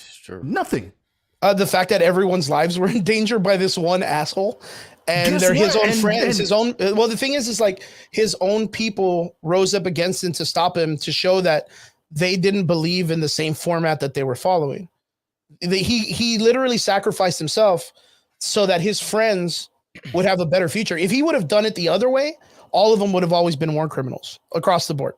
But he literally sacrificing himself and giving them a platform to kill him gives them the opportunity to show that they were willing to go against that and their role in the way that they were treated and make them they were heroes. all kind of war criminals anyway. They're all war criminals. They're all war criminals dude, pretty much like the black gym teacher in fucking Spider-Man, with Captain America. And he was like, so I'm pretty sure this dude's a war criminal now, but whatever, the state makes me show you this shit. Yeah, they're all criminals, dude. I mean, Chris, I get it that this is the hill you want to die on, but trust me, I could really go all night with you on this. Yeah, and I don't. It's all good. I really didn't see. The thing is he's gonna change the anime, which is cool, and I think it just feeds into the idea that there's all. Miss Mikasa's gonna keep the scarf? Oh, she's gonna keep Erwin. Do you think she's gonna keep Erin's gonna stay alive, dude? They're gonna have a baby in life and shit. Yeah, dude. Because who does she marry in the actual ending? Yeah, Marcus. That's right. Yeah, because he's the only one that can survive. He doesn't even have a Titan in him. Yeah, but he's gonna put a Titan in her. Yeah. And on top of that, they were talking about bringing back the Titans again in the actual ending again. Yeah. It's a little. What did I say? Nothing changed. Yeah, literally nothing changed. The reason they did that is because of the power piece. The ending. The reason why it kind of shits for me is because it falls back on the idea that it just needs politics to make the world work. I was gonna say, like, I almost got out of Attack on Titan because of the second season, because it gets real political. They arrest Eren, they take it to court, they're talking about all that stuff. That shit, like, I got bored of that shit so fucking fast. Third season though, fuck, dude. Once Annie gets involved, bro. I was like, I'm about this shit again. But like you said, let's not delegate too far, guys. I have to hear Brian. I know Triggs hasn't seen it. I got to hear a rating for this. We're already getting to that time. Well, I mean, wait, first, before rating, is there any other questions that you were kind of like, I still have a little bit? Mean, honestly, I just had the two main questions that just I already knew you can't answer because there's just no fucking answer to them. There's no answer for it. Open-ended for the movie. How do you feel about Jason Momoa and Gal Gadot? I knew they were both in the movie. I guess we all kind of knew they were in the movie. Yeah. I think Jason Momoa was a throwaway scene. You didn't need that. Yeah, I didn't like it too much. I thought it was stupid. But if I want to be a little bit like speculative, I kind of feel like that might have a meaning too. Like both of those characters may have a future in the new DCU. Yeah, true that. I do see that. I do see that a world where if you're gonna use a post-credit scene in the Flash, I think those two characters may stay. If I'm gonna give my rating on the movie, I would probably give it probably around a 6 out of 10. Okay. Triggs, you haven't seen the movie, so I really can't I can't give you that opportunity yet. Look, I'm gonna give 2 ratings, and the reason why I want to give 2 ratings is I want to give people the chance if they know that they're fans of the product. As a moviegoer that doesn't really have like any anchor or anything in like the comic book worlds or anything like that, I could see where people are saying that this is like a 7, high 7, 8. It's a fun movie. It's just something to watch. It's very much like the Fantastic Four back in the day movies in the 90s, the Tobey Maguire Spider-Man. It's kind of got that kind of writing to it. As a person that's kind of like embedded in this nerd history and all this shit, I'm going to be like Brian. I'm probably going to give it like probably a high 6, low 7. After hearing the guy come out and say the CG was on purpose, like I'm not impressed by it. The Sasha chick, Sasha what's her name? Sasha, she did. I thought she was a fresh of breath there for the series. As a new version of Kara, I thought she was cool. I was even more impressed that they decided to stay with the Supergirl story. And I thought her origin story made a lot more sense, that they were kind of like, I guess, entwining it with the Superman Flashpoint paradox story. And they weren't just throwing that into the abyss of not using that asset. Thought that was cool, man. It gives her a different purpose. It gives her a different personality than when it would come to when you do introduce Clark Kent, because we do know sooner or later they're going to introduce Superman. And then, of course... I'm sorry. It was just a plot. It was thrown in as a plot. Like there was nothing to it. Yeah. There was nothing to it. It was there was no meat and potatoes of it. It was just thrown in there as a plot. Like I get it. Like she was a cool character, but like all right, whatever. I'm sorry. But as a supporting role, trash. There's nothing about her character that even had any like gravitas towards the entire story, other than that they used just her and Batman as a death they had to go back and fix over and over again. That was literally like their whole purpose. Michael Keaton, never going to take away from him being a phenomenal actor. Shining star in this movie. A shining star. Great to see him don the costume again and build a little bit more to the lure. Sad to see that he probably won't be making a second film coming back to this. I know I saw a comment earlier that it was very much like they felt it was like a Batman Beyond situation, which again, that's in the future, not the now. So I don't think that's going to work too much, but it was very cool. It was very cool seeing him, but I don't disagree with people that say that this is their best Batman iteration in a film, because every fucking Batman's practically in this goddamn film. So yeah, you can't be wrong with that statement. Ben Affleck did good. I kind of feel like he really let his acting chops kind of through with this film, like a little bit more in the sense where I could see where the Flash from the future had this like Jiminy Cricket friend that was able to kind of correlate to him rather than the young one, right? But it's sad, of course, to see him go also. I immediately thought of Tony Stark and Peter Parker, right? Like he had a character that was like understanding him as a human being, but of course giving him moral, stature on, hey man, you should really, really think about it. And still keeping that boundary, like, yeah, because you can see where like the younger Barry Allen didn't have that, and he made all those rash decisions. He didn't have like that figure in his life to kind of like help him out. I thought that was very interesting. The Iris West thing was like a throwaway. I thought that was trash. They didn't even give that lady like any time to like go out and act or do anything. She just showed up for like 5 seconds, made him realize he needs to run back in time and save his mom, and that's it. The mom and the dad scene I didn't really care for. It wasn't really that valuable in the storytelling of all of it, but I guess yeah, and that's about it. George Clooney is Batman. I'm about it, dude. I could see him working his shit. He's 10 years older than Ben Affleck. He's always been a phenomenal actor. And I kind of, I really dug the way, even though it was really silly written, I really did like his Batman back in the day. And I think he played Bruce Wayne very well. So to be able to see him come back as Batman, there's a part of me that's kind of like, okay, cool. Like that Batman himself was pretty good. So if they can maintain the way that he characterized his character, because if you look at the way he played it compared to Michael Keaton was very like, again, stoic as Bruce Wayne. And then Batman, he was very tough. But George Clooney's, they always had those like really funny Chris Pratt style one-liners. Very much had that like Marvel-esque comedy written in the story, with a little bit of like the Tim Burton Gothic-ism, right? So to see, I think he'll fit very well into the new Justice League that they're going to play, the James Gunn. But okay, does this mean we're getting George Clooney as the Brave and the Bold? No. I know. I mean, because then why would you do this? Why would you do this at the end? Because it was a multiversal movie with all the fucking characters of every fucking movie. So you truly believe that Brave and the Bold's going to be a different Batman?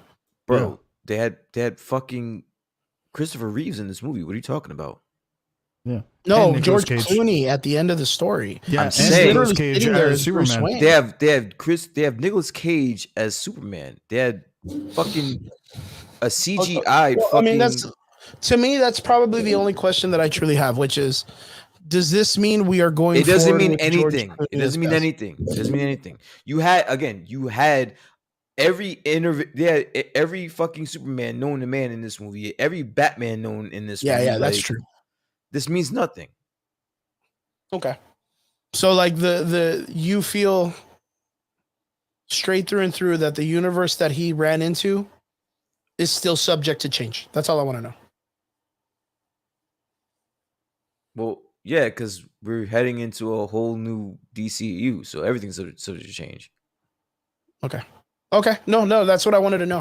That's all I wanted to know. At some point, we have to come out of the reality of the movie and realize they cannot go through with all the same. We're living in a world where James Gunn is taking over, and we don't know what the fuck he's gonna do.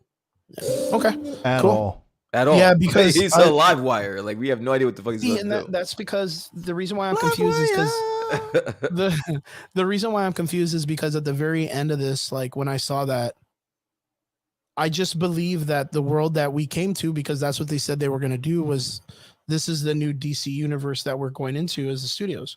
So like, that's why Aquaman, we're still getting the movie and it's still staying there.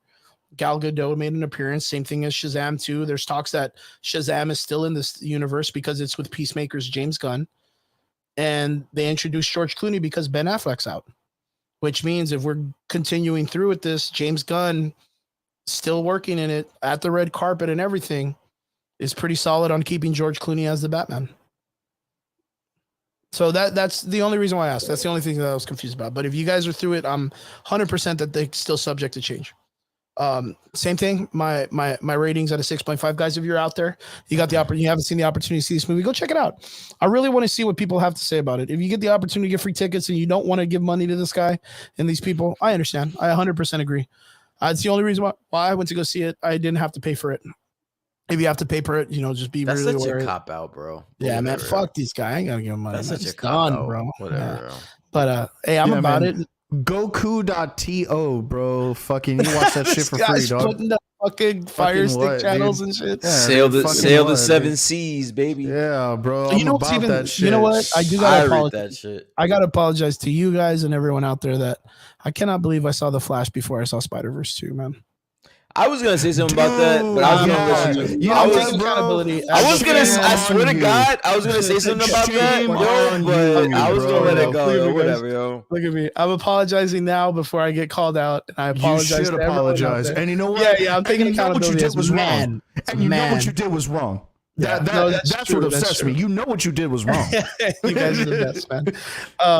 Guys, I gotta say thank you. Fucking Brian, man, what a soldier, man. My soldier's rage, boy. Thank you for staying on the extra hour and 17 minutes to come in and fucking talk all the shit on the Flash movie. That was crazy. We did a whole hour discussion tearing up the Flash movie, and it wasn't all that bad of a tear up. But it wasn't. It could have been a lot worse. Look, I have to. I gotta show you something before we go. Yeah, with us toxic asses, it could have been a lot worse. I gotta show you guys something before we go. Before I go, I gotta show you that. To let you know how big of a Thor fan I am. This thing in the back, you see this? I had this made a long time ago, but this is that your 26-pound fucking hammer, dude. Yeah. And I got it redone and reset and all this stuff. So it's about 35, 40 pounds right 35? now. 35? Okay. Yeah, boy, but that's what I'm about. Again, just wanted to let you know I got it done and I got it brought home. It's back home, so now I feel way better. Now criminals are waiting, man. I'm gonna go out there and dress up like those dudes that dress up like superheroes in New York. And I'm just gonna hit people with a motherfucking giant hammer. That'll be wild. Get your ass. No, well, I gotta say, Brian, thank you so much for staying with us an extra hour and a half, dude. Like that, fucking, I appreciate you. I never like to keep you this late. I've told you that before, and I appreciate you so much. Listen, I will always say, as long as we have good conversation, dude, I don't mind staying on. True that. And to all the people that were in the comment section and in the live that are still on there, we appreciate every one of you. Man, there was some stuff that I wanted to bring up too, but we didn't get to talk about it. I wanted to get you guys' opinion, but maybe if you guys do, join us in Discord or join us on our social media anywhere, the Average Boys Podcast or the Average Boys Podcast with a Z in Discord. Let us know what you guys think about the Nick Merckx and Doc situation, man, and Tim the Tap Man. That Call of Duty situation is going real wild, man. I can't believe that shit's going on. And yeah. We appreciate every one of you, to our extraordinary listeners. We appreciate you guys, and we hope you guys have a safe weekend. Don't forget, we're going to be at Cyclotronic Spree tomorrow in Mercedes. I want to say what's up. Thank you guys so much, and we appreciate every one of you. Remember to tune in next week with us here, live, Facebook, social media, anywhere, and hit us up during the week if you guys have any questions on nerd history or nerd stuff. Let us know. We're always about it. And yeah, we'll see you guys again next week here. Laters.